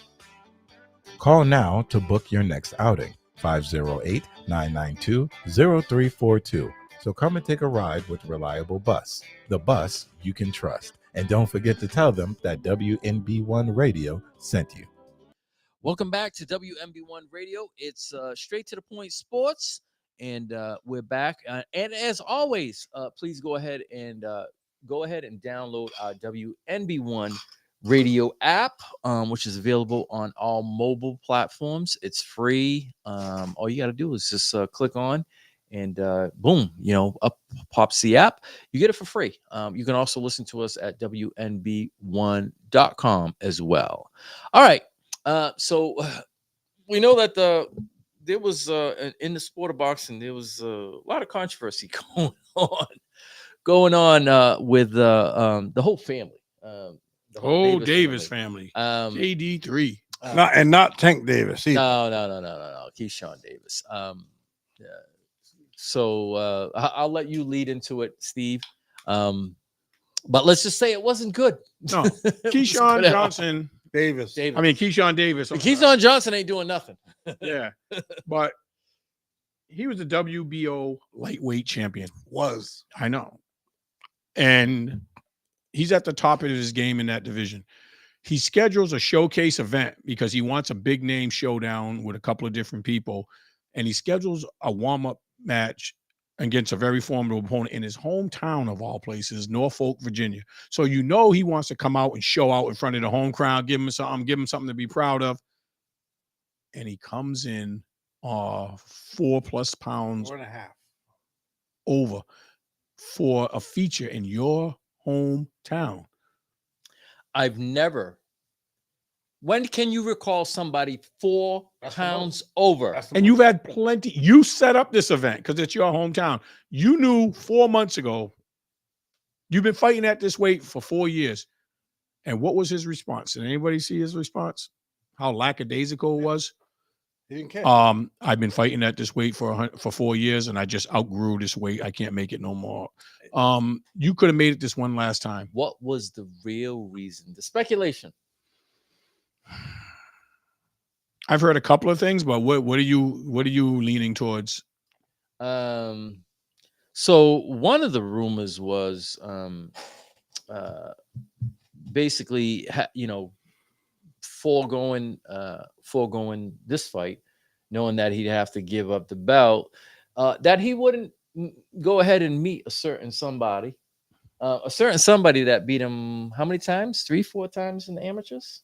What's the name of the guy? What is his name? I forget his name. That's not the one I heard, but so somebody in the 135 division who beat him 4 times, 0-4 against, and that guy's rising up the ranks in the amateurs. And he was going to become the mandatory number 1. Yes, he was. After he beat De Los Angeles. And supposedly he had been scouting him out. He had shown up to one of his sparring bouts. And he's seen, and word was his boy, right? I forget his name. Oh, the other guy from Virginia. I forget his name. The one that lost the Tank. No, Frank Martin lost the Tank. Is it Frank Martin? Yeah, no, it wasn't Frank Martin. No, it wasn't Frank Martin. It was a Spanish guy. It was a Spanish guy. Somebody who he lost. Google it. He's number 1. He lost 4 times. He lost number 1 contender. He lost to him 4 times. Google top ranked fighters in the he lost him 4 times in the amateurs. Lightweight. 135-pound division, especially WBO ranked lightweights. That he didn't want to fight against him. He had made it a point to go to him. But he's claiming to be the best. Oh yeah, he's out there with the bravado and everything, and Yeah, and they probably wouldn't get paid a lot to fight this guy because it's probably a relatively unknown to us. So that guy's not ready to be on the A side of a headliner. Because he only got 700,000. Well, he was going to get 700,000, and that was going to be his biggest payday. Now that's the other loss to this. And if he won, it was a bonus of 300,000. So he cost himself. Andy Cruz. Yeah, that's who it is. I'm not even sure who that is. That's who it is. I know he had like a Spanish name or something like that, but he supposedly fought him 4 times in the amateurs, and he lost all 4 times. Well, you got to be a different fighter back then. That was probably high school years. Well, you can't say that because we just had a champ. It was in the Olympics. We had Olympic trials. Well, no, he's lost to him. I want to say they said that they fought 4 times and he lost all 4 times. But we did see something in a similar situation. A champ just lose to somebody who fought in the amateurs and gave him a hell of a time in the amateurs. Yeah, Tank Davis and Roach. There we go. So sometimes, you know, the tree the apple don't move too far from the tree. You know, but when they said that he showed up to his sparring, I wasn't even aware of this. When I was doing the research, I seen it. When he intentionally showed up to sparring, and supposedly, you know, when you show up to someone sparring, you know, you walk in there like you're the man. Yeah, you're the guy who holds the belt. This guy's probably looking at you like, I've already beat you. Silent toe. So he probably saw more things that he thought made this guy impressive. Like, I don't know, right with me. They say fighters make styles, right? Yep. Right. And just like if you can't be a guy 4 times, Roy Jones had a problem with Tyler. Yeah. Tyler. Yeah. What's your excuse now? Huh? What's your excuse? What's going to be an excuse tonight? Yeah, no, but you know, sometimes losing 4 times, that's a mental thing. Oh yeah. That's a mental thing. Like, I don't give a shit about how I got the belt now. So you think this was his way of not embarrassing himself to get out of that fight? Like, I'll just show up, but why in your hometown? Yeah, that's very. You've lost your fan base with that. I've seen people in that area speaking out like, we were rooting for the brother, but he gave us a reason not to root for him. He embarrassed not only himself, he embarrassed Norfolk, Virginia. They came out. They already made plans to come travel up to come see that fight. For him. And then he doesn't make the weight, and also had no interest in negotiating because the other party, De La Cruz, they tried to negotiate per pound over. They gave him a 10-pound variance. But Davis is trying to say the powers to be blocked that because they didn't want to see another Haney. Ryan. That was Dos Santos, whatever his name. His promoter manager said that he didn't want to see that. Well, the thing that I was shocked at, so he canceled it. De Los Santos still got paid, but he was only guaranteed 400,000 and another 200 if he won. Oh no, another 300 if he won. So Davis didn't get paid a penny. But why shouldn't he get paid? I know. He showed up. Yeah, he made the weight. He did everything he's supposed to do. Yeah. All that training. Yeah. But I'm saying didn't get paid. The difference is this dude didn't have to fight. He was ready to fight. He still put 400,000 in his pocket, but he had a chance to make another 300,000. Davis was guaranteed 700,000. I was shocked that was the highest he ever made. I thought when you're a world champion, not a big name though. But when you're a world champion, I thought at least $1 million. Your boy Shakur Stevens don't make $1 million. He don't make much money. Endorsements because he's got a more household name. I think Shakur makes over $1 million a fight. He don't. His pay-per-views don't sell. I know, but I think he's making more than 700,000. Google what he averages last 3 fights. Just his show up to pay, just his purse, his purse bid. He's making $1 million a fight, but his competitors are making, something like Tank Davis and them are making multi-millions because they're draws, but they're making at least 1 million. We need to get a boxer's point of view on this, so we need to call Ray Oliveira up. We need to see it. Well, hopefully he answers, but let's see if but there was just so many things. Like he missed weight in his own hometown. He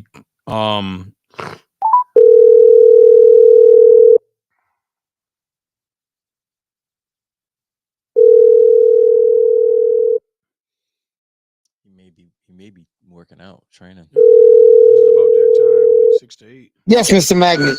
Oh, hey, Ray. Just so you know that you're live on air. We needed to get your perspective on the events that took place this past weekend with Keyshawn Davis. What is your thoughts on that? First, not making weight. I think he messed up bad. Yep. You know, he acted stupidly. Him and his brother and the whole crew. You just can't blame him or his brother. Is the crew that was with them, the coaches. Even if the coaches were there, they knew it was going to happen, and he acted stupid. We were talking about the rumors going around about him possibly throwing this fight because somebody who he's fought in the past that he's lost to in the amateurs multiple times, and not wanting to face him. He was going to be the Possibly. mandated number one if He didn't. Yes. He didn't want that smoke. I honestly, when I heard he was overweight, I said to myself that he didn't care. Yeah. This is listen. When you make a narrative that is so far fetched, all right, in your entire boxing career, have you seen someone show up 4 pounds over? 4.3. No, not a world champion. Not a world champion. In The your undercard, hometown? yes. Raymond. If I'm not mistaken, I believe there was a time that you were close to not making the weight from here. You drove from here to Foxwoods. Did you not lose like 3 to 4 pounds just by spitting? It was 12 pounds. Yeah. 12 pounds just by spitting. 4.3 is Yeah. not impossible to lose. Just by spitting. No, guys can lose 4.3 in a few hours. Yeah. Take a shit. Correct me if I'm The wrong. last, right? it was the last 3-4 pounds. I did do that, but that day I woke up 12 pounds heavy, and then on the way driving there, they said you got 3-4 pounds left to do, and I spit in a cup. Me and my nephew Kevin, and I lost 3-4 pounds. Just by spitting. Yeah. That's crazy. Well, you That's guys why I know said. That's why I said. You know, he's a world champion, and his corner been there before. They know he's overweight. He just said, I don't care. Yeah, there was so it's ulterior. There's an ulterior motive to it. It's like, but the disappointing thing that we were talking about is to have it happen in your own hometown. Yep. You are the champ, and people are coming out is your to see card. you, It's your showcase. This is your event. card. and you just let him down. I mean, that's Yeah, he unheard of. didn't disrespect this fighter. He disrespect the promoter, the Yes. people in there, the mayor. Probably, you know, mayor was all. They probably gave him, you know, a parade before the fight or something. He disrespected everybody by doing that. Yeah. Now trying and moving forward, trying to come back. I mean, you're losing people. Oh, he's not just losing people. Promoters probably are going to be wary of it. They're probably going to put stipulations on him. On, you know, when he gets to the fight, these people can't be there. The coach is probably going to be suspended. He's probably going to be suspended for a little while, plus pay a fine. It's going to be a while. It's going to be a lot. It's going to be done. Yeah, that's just not a good look, man. No. Like we said, you can accept it more from somebody who isn't a champion, but for somebody to be that careless, They were calling the next guy up to you know, to take us there again. Tank is not doing, you know, Tank is fading out. Everyone else is. So they're saying he was the next guy. Now we got to go back and look for the next guy. yeah, it's back to the. It might be that kid that was on his undercard. Oh yeah. Yeah. Abdullah Mason. Yeah. Yep. That kid's good. Now they've already got talks going. The guy's from Ukraine or something. The next guy up, he's a champion. He's he's number one ranked. He's number one ranking. But I don't know who. But he himself said, "I'm not ready to move up to fight Keyshawn Davis yet." When they had him face to face, he goes, "I think I need one more fight. Yeah. I need to get through this and one more fight. Then maybe I'm ready for you." Yeah, he's only got like 9 fights. Yeah. So And because of that, people are going to want to fight him now, because that's going to ruin his way of training, his thoughts. He's going to think he let everybody down, and he shouldn't think it. They're going to tell him, "No, you did let everybody down." Yeah, that's. I mean, that not only affects. I mean, that's like a domino effect. Doing something like that, as you Yep. said, it affects the promoters. It affects the coach. It affects you. It affects your purse. It puts stipulations on what you got to do and moving forward in order for you to make money. It's like now you know, you were at the top of you were standing on that pedestal, you know, by Yep. yourself. You've now been knocked down, and now you're five steps back. And no one pushed you off. You jumped off yourself.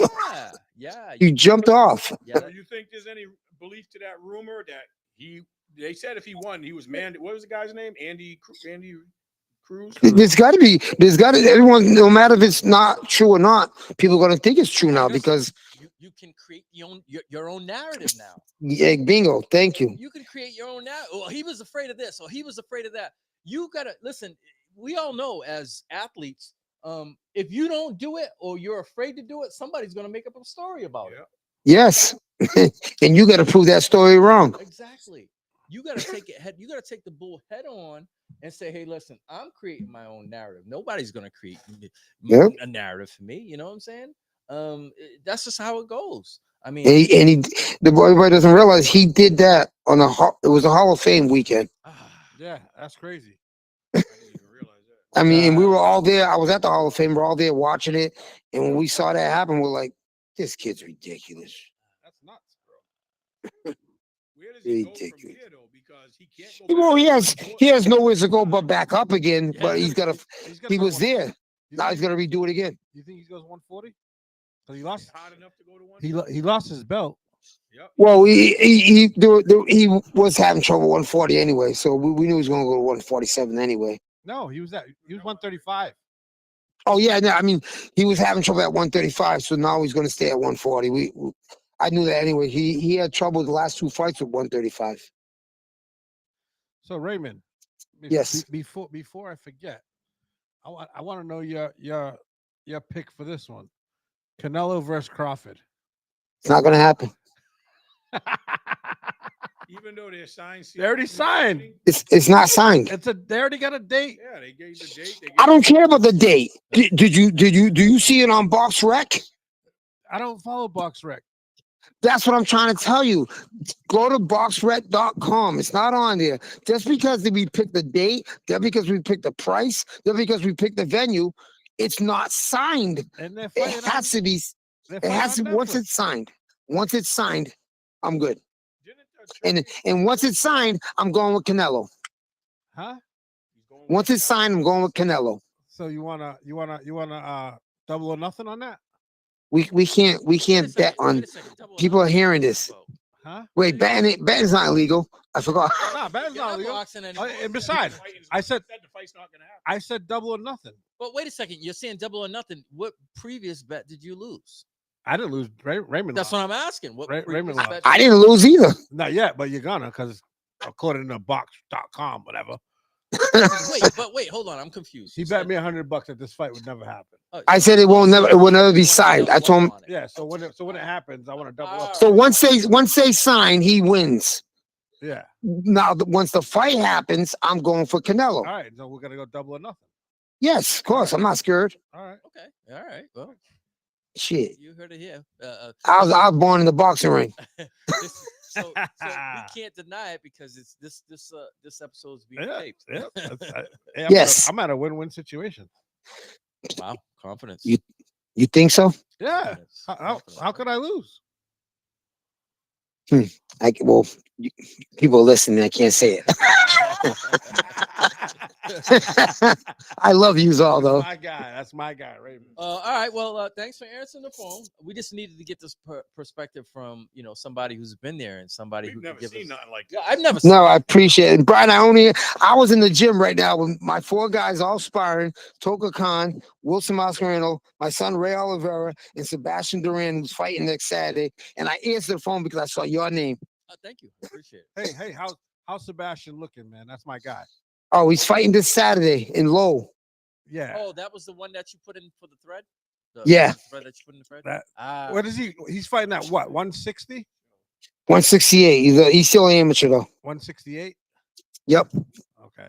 When's the next time Wilson's fighting? Wilson's fighting Ray, when Wilson's fighting? He's fighting a week before you. He's fighting for free. 21st. No, 19th. Wilson's fighting the 19th. Where? Next Thursday. That's Mohegan. Next month. At Mohegan, Oh, right? yeah. At Mohegan. Then my son Ray Jr. is fighting the 26th at in Park Theater in Cranston, Rhode Island. It's good to see that Ray's back with you. I like that. I like that. I love it.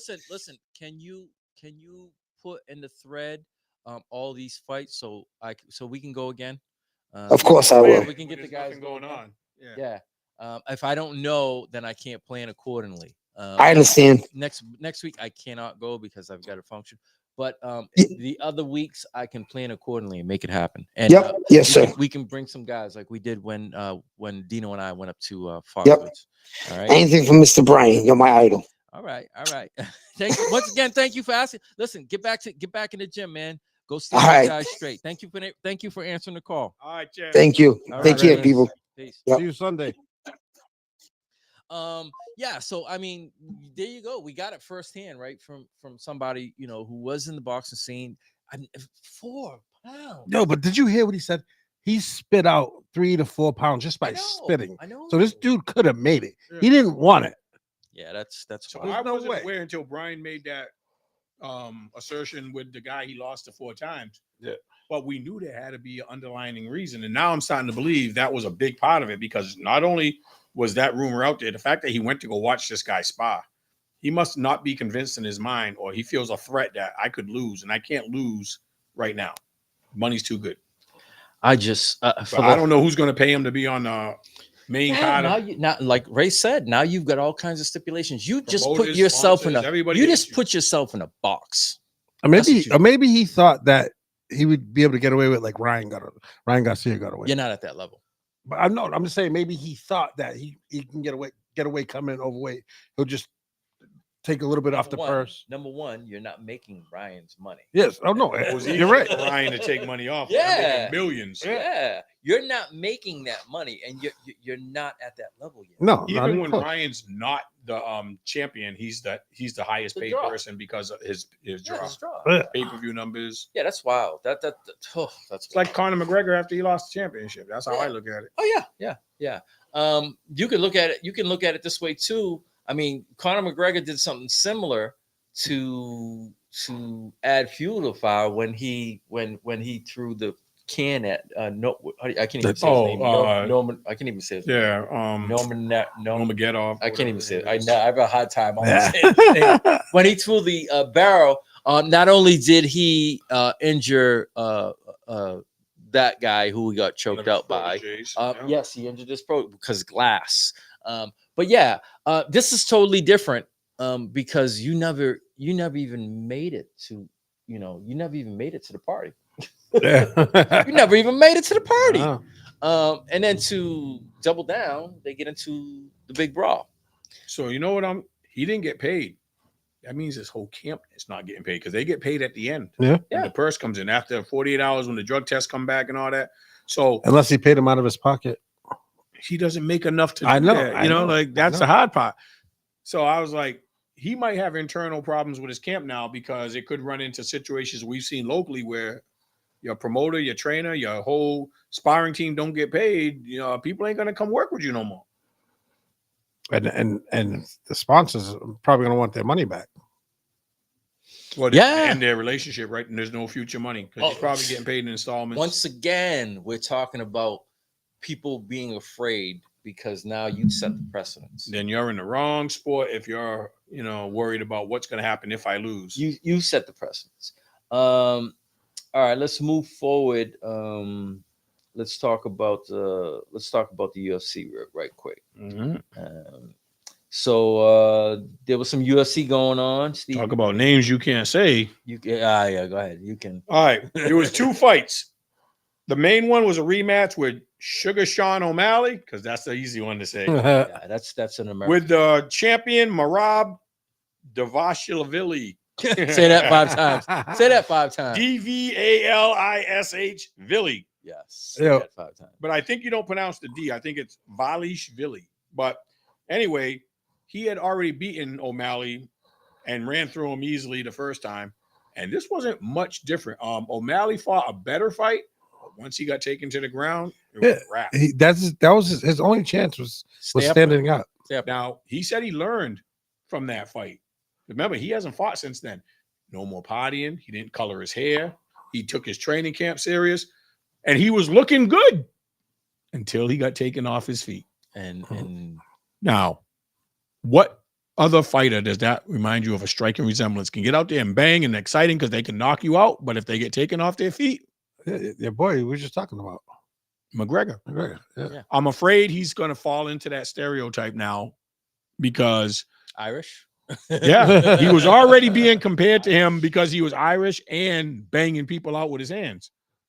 But we've seen with his idol and him that once they get taken down, they don't have the wrestling skills to deal with the guys who are grapplers. When he put his arm in that Kimura, he tapped out, and he tapped out quickly because it was getting ready to be broken. Yeah. Who? He was in the choke.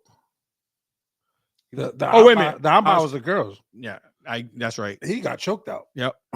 But still, it was a result of the superior grappling skills. He didn't know how to position himself. He didn't feel comfortable fighting off the ground. No. He couldn't do anything that he felt he'd have the advantage of. He doesn't have the advantage on the ground. And this guy, Merab, every time. Now, he fought the protege that we're talking about that got hurt in I think Conor McGregor bus incident, Nurmagomedov or whatever. That's his nephew. Okay. So when he beat O'Malley, he was the number one contender, and he got the fight against Merab, and nobody thought Merab was going to win. Okay. And that was a good close fight, but he beat him. He beat him, and Merab is on what 11 fight win streak or something like that, 11 or 12. I don't know. He lost his first two and hasn't lost since. Yeah, the kid's nasty. But one of the best ground games and grapplers that we've seen, and at some point in time when his career clicked and he realized what was going to work, he was dedicated and committed to making himself the best, especially where I believe he was in that camp with the Nurmagomedov, and he wasn't ranked in the pecking order as high as he wanted. So he left to go on his own, and now he beat one of their guys. Yeah. It makes for, it makes some, once again, obviously, Sugar Shane O'Malley, he's looking, like you said, he's looking like a stand-up guy once I get on the ground. So now if you want to move forward, this is going to be your MO. Now, if you're not fighting a striker, somebody's going to take you down. That's going to be the MO to beat you. So now he has to get back. And he looked totally defeated physically and mentally during the interview. Yes. He was just like, there's nothing I can do against him. He might be done. He might. I think he's in a bad place mentally right now. The best thing would be put him in the gym with other stand-up fighters for his next fight or two to get his confidence back. And at the same time, really push his grappling. Even though he's fighting a stand-up striker, you gotta improve his grappling. You gotta learn how to defend off your back. You gotta learn how to submit people. You can't just be a one-hitter quitter. Because if I take you off your feet, you can't punch me from your back. If I'm him, I go out there and I seek out the best. One of the Russians. But that's the camp he's getting beat by. Yeah. Listen, if it's not one of the Russians, I'd go out and seek somebody who's who a great grappler. Who was a great grappler. And this would be my thing. You're now part of my training. That's right. I need to step my game up, and this is where I'm going with it. That's crazy. The females. A lot of people didn't know who Kayla Harrison was. She is huge. She is. And that's what I was going to tell you. She came over from the PFL League, the Professional Fighting League. They have tournaments every year. What I love, because you can't hide behind your title. You have to enter that tournament, and whoever wins, wins. So you fight all the contenders in a week, in a series. Did I hear this truth that she used to fight at like 180? 170. She was fighting. She won the judo Olympics, 2 Olympics in a row at 170, and she was fighting at 170 in PFL League. There's no 170-pound division in UFC, which is what delayed her to come over to the UFC. They only got 135 and 145. Yeah, that's not, and she still looks huge. I'm gonna say it right now. If I were to get in the ring with her, I think I'd be very. I wouldn't. No, she looks strong. She looks thick, and she looks cut, and she knows what she's doing. All that judo training to be a world champion and an Olympic champion, and she's never lost in her professional career. Yeah, not for nothing, bro. But that'd be one female. If I was being attacked, I would sucker punch her and run because I'm not staying there. Yeah. But she did I'm say glad I don't feel, I'm not the only one. that weight drop. She said that weight drop was the hottest thing she's ever done in her life. Because if she fights at 170, she's walking around at 185. Yeah, at least 185. So she fights, she cuts weight to get to 170, but she wanted to come over to the UFC, and Dana White's like, who the hell are we gonna have you fight? Yeah. You know, she does. There's nobody on our route. We don't have a division. So she gradually cut weight. Who just fought in the men's? Huh? Who just fought in the men's that lost? What's his name? In the UFC? Yeah, he just lost. Sugar Shane O'Malley. There you go. Her against Sugar Shane. Well, she get him on the ground. It's a wrap. Yeah, I'd be worried about that. So the UFC was smart though. She dominated Juliana Pena, who's no slouch. No, she's not. But 170, she made weight at 140. Then you got 48 hours. I'll bet you anything she fought at close to 160. 160. Yep. Yeah. She ballooned back up. You just have to make the weight initially. She looks so much bigger. Her back, her arms, and and it didn't look like extra weight. It looked all chiseled. It looked like her like you think about it. You go from 170 to 140, 135, 140. You're gonna be all dried out. Like she didn't look dried out. She looked good. Now, mind you, she hasn't fought in like a year from PFL.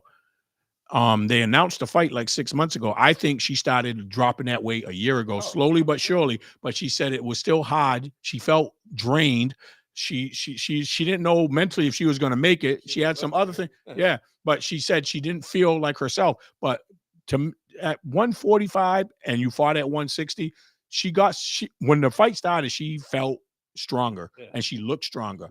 Now the UFC knew they wanted to have a showdown because for years they've been saying she's one of the best, but because of the difference in weight, they couldn't match her up with nobody to prove it.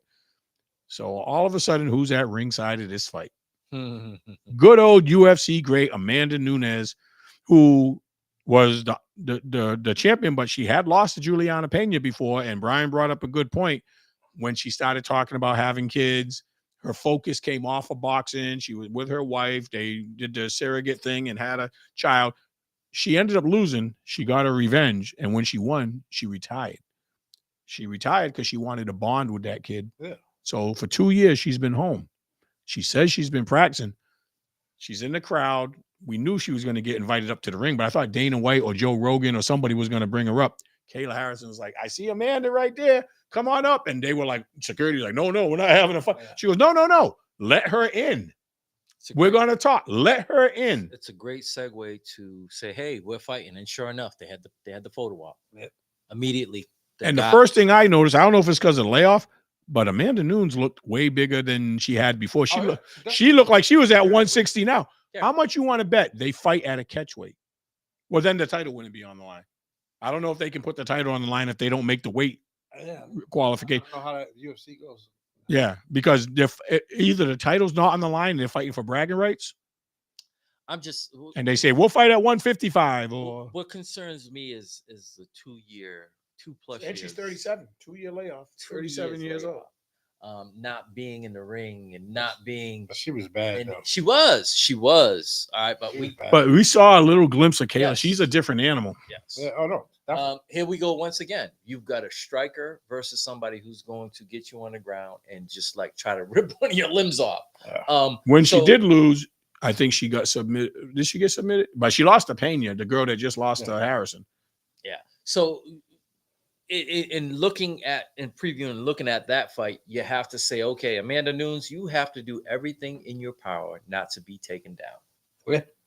You have to withstand the takedowns. How do you avoid that? You run the whole time? Yes. Because the minute, if I rush you and get you against the cage, I'm going to be able to hold you with my shoulder. I'm going to try to scoop you, trip you.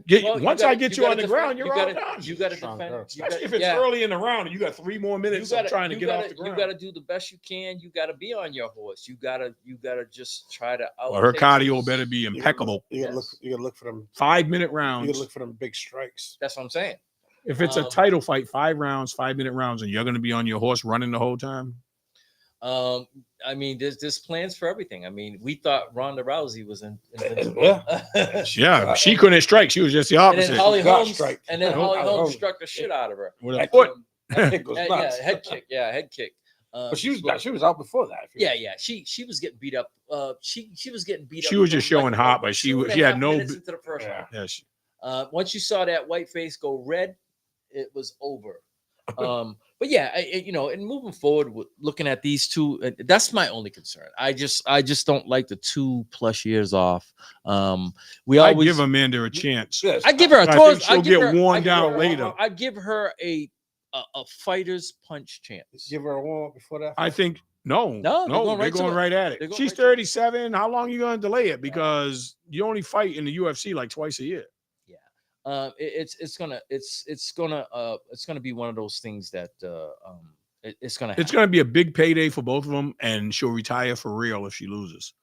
If it's a close fight, or it's a good, or it looks even balanced, and one of them gets knocked out like in the 4th round, there'll be a rematch because people will want to see it. If it's a competitive fight and it's interesting, people will buy another competitive fight.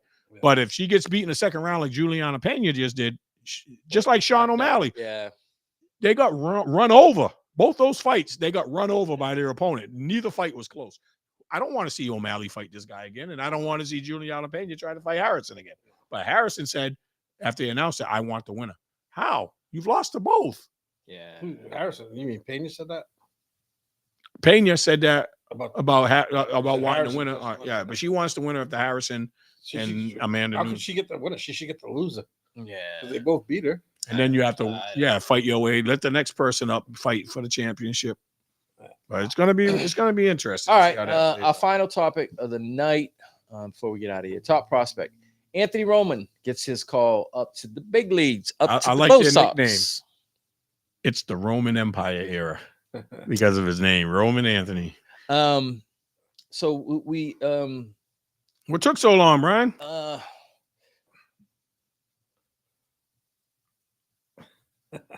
So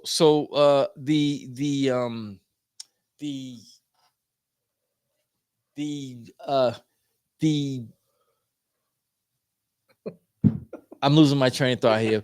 We got people waving. We got people waving in the window. But listen, number one overall pick, the number one top prospect in the minor leagues is finally been called up by the Red Sox. And I think the whole thing escalated because of the 497-foot bomb that he hit that week. That's nuts. His numbers were good in the minor leagues. There was nothing else for him to do. In the minor league level. So I think that escalated it. Not only was that a record, everybody just was like, "What's going on?" So you're telling me Will Abreu really isn't hurt? I don't think so. And he was having a good beginning of the year. He had 13 home runs. But he had a lot of them in that first month of the season. Yeah. Still, he's 13 home runs. He's leading. I think one of the reasons he wasn't called up is the Red Sox strength is the outfield. Yeah. And they were like, who's he going to bump? And they've decided that it's going to be Abreu. Now, I've heard the rumors Abreu is supposedly hurt because they feel like he's their most tradable commodity. People would want him. He's a good defensive outfielder. And he hits for average. He throws good. So they think they can get a prospect for him. And they weren't willing to give up one of the other outfielders.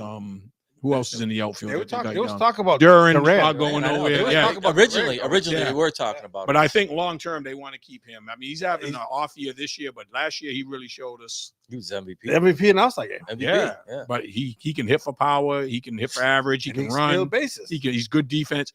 A single turns into a double. He's gonna lead the league. It came down between those two guys. Yeah, Abreu and Duran, and they decided to keep him. So all of a sudden, I didn't see this guy get hurt in the game. They're saying he got a strained core, but he didn't get hurt. He played 9 innings the night before, and then all of a sudden he was on the DL. And it only adds to the drama that has been the Red Sox in the last 2.5 weeks. Starting with Devers, the whole fiasco with I'm not moving. I'm not playing first base. I'm not playing first base. There's no way I'm doing it. There's no way.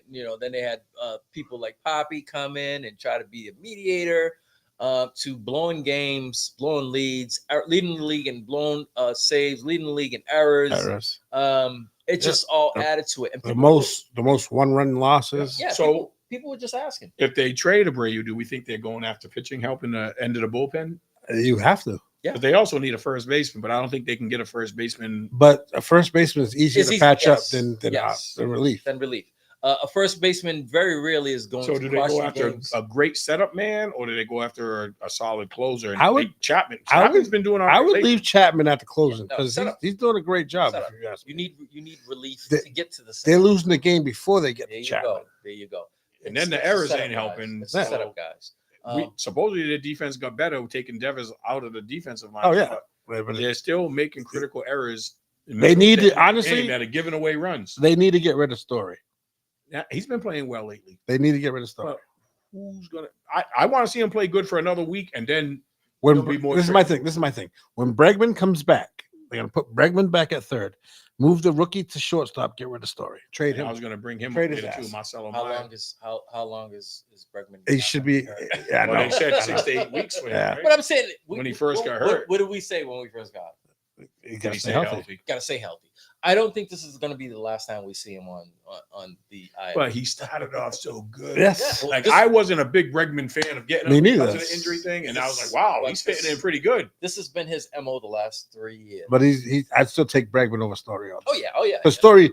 And he's, Story has not. We had Story for what 3-4 years.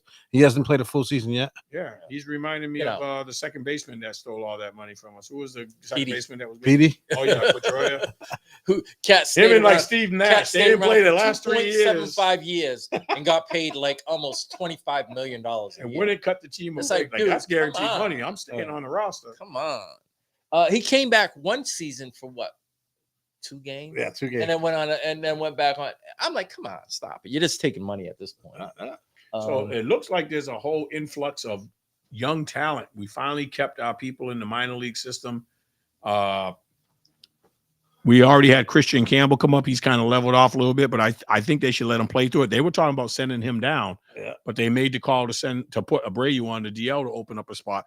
Marcelo Meyer with the 2 home runs yesterday, and now he's getting comfortable. He's getting comfortable. That's another reason to get rid of Story. This kid has to play every day, and time.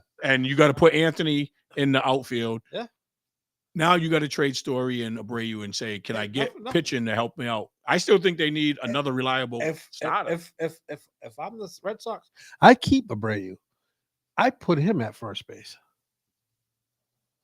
What's the worst that Do could you have happen? any What's- history of playing? for He's a Major League Baseball player. You should be He's able to played. field. He's played the infield at one Won't point. get used in to that You type should of be able. glove. You should be. It's a Steven, glove. shut up. That's It's a stupid. bigger glove. Yo, honestly, I put him at first base. And don't get me wrong, Toro's been doing all right, but I put him at first I'd base like to just throw off the bench as a just utility. just to use keep his bat in the lineup. Yeah. I don't know. It's Depends how quickly he comes out. He's not injured anymore. How quickly Abreu heals up. Yeah, it all depends on how shitty the trade talks would go. The thing that impressed me, Anthony more so, but both him and Maya came in very professional, not taken back by the big moment of. But Anthony came in like, I belong here. Yeah, the kid, His first game, he was making contact, but he was grounding out, or he wasn't like striking out, or looked like he's been fooled on a curveball. hey, but the thing is with these when these guys first get brought up, they don't have like these guys. All these guys do really is they watch a lot of film on all the pitches. Yeah. This guy hasn't been able to watch any of the films on these pitches, Mhm. and these pitches ain't been able to watch any films on Yeah, him. so the second time around But- for both is going to be. But it's a lot easier for adjustment. it's supposedly a lot easier for a pitcher than it is you had a 98 I want to see all mile an these hour young guys fastball. play. I mean, we let one of our young guys go, but that was for Crochet, so I'm all right. The catcher, The catcher, yeah, the he's catcher doing for the good. He White just Sox. got called up. For the White Sox. But Roman Anthony was number 1 in all of baseball, and I was watching everybody else's prospects, number 8, number 16, coming up and doing well. When are we going to see this guy? That's coming up? because- And Campbell started off well. Yeah. So we had a lot of talent. And honestly, I thought they were It going to doesn't move. cost a lot of money. We could shed some salary with Trevor Story. Yeah, get rid of Trevor Story. Even Devers is only 27. Yeah. He could be the old man on the team.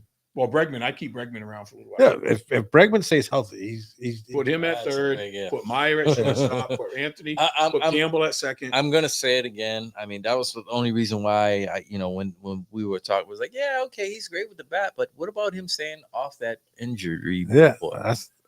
Story's the same way. Is his MO the last 3 years, man. Like he just cannot stay healthy. Like I say, even when the Astros are winning, we've seen him in the postseason. We've seen him in the World Series struggling because he was injured. Yeah. So this is his MO, but we'll see. I mean, the worst that can happen is the Sox at this point, they can get better. I don't see them regressing. No. I mean, because you're getting better player, you're getting better, more talent.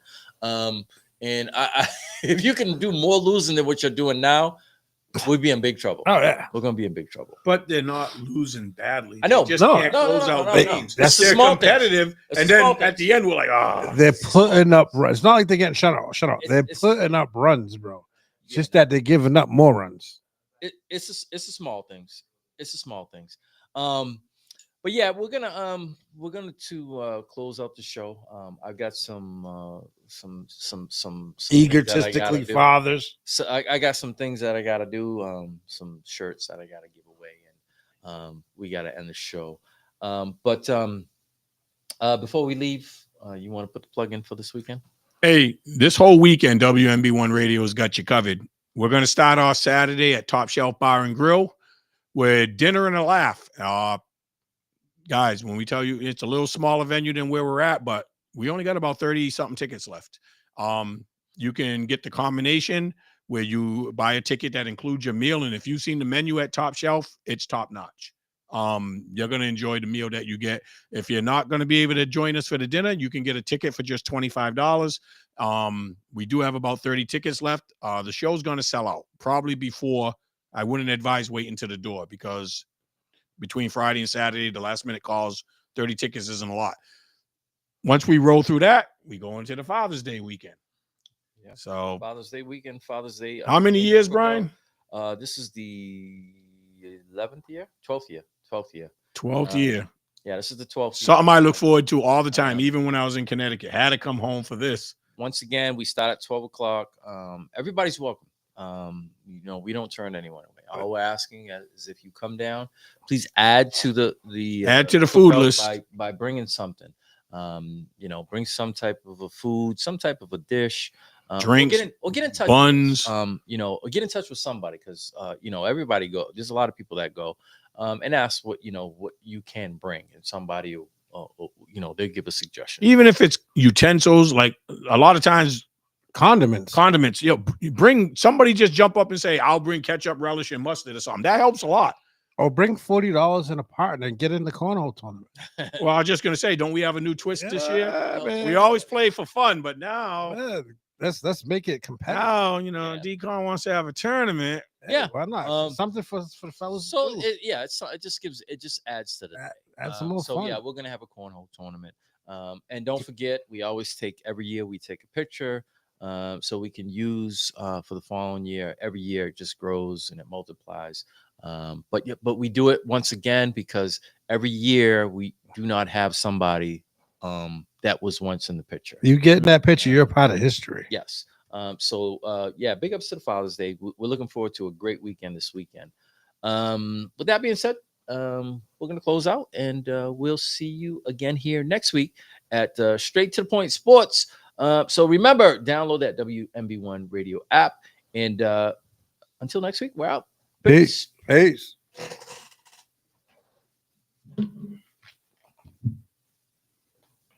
I'd like to introduce myself.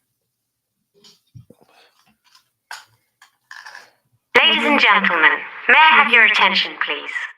Yo, what's up? Baby, let's go. Old school R&B, hip hop, reggae, sports, talk shows, and a whole lot more. You're listening to the internet's hottest new radio station, WNB1 Radio, New Bedford, Massachusetts, home of the legendary Tavares and just a collection of some cool-ass wonderful people.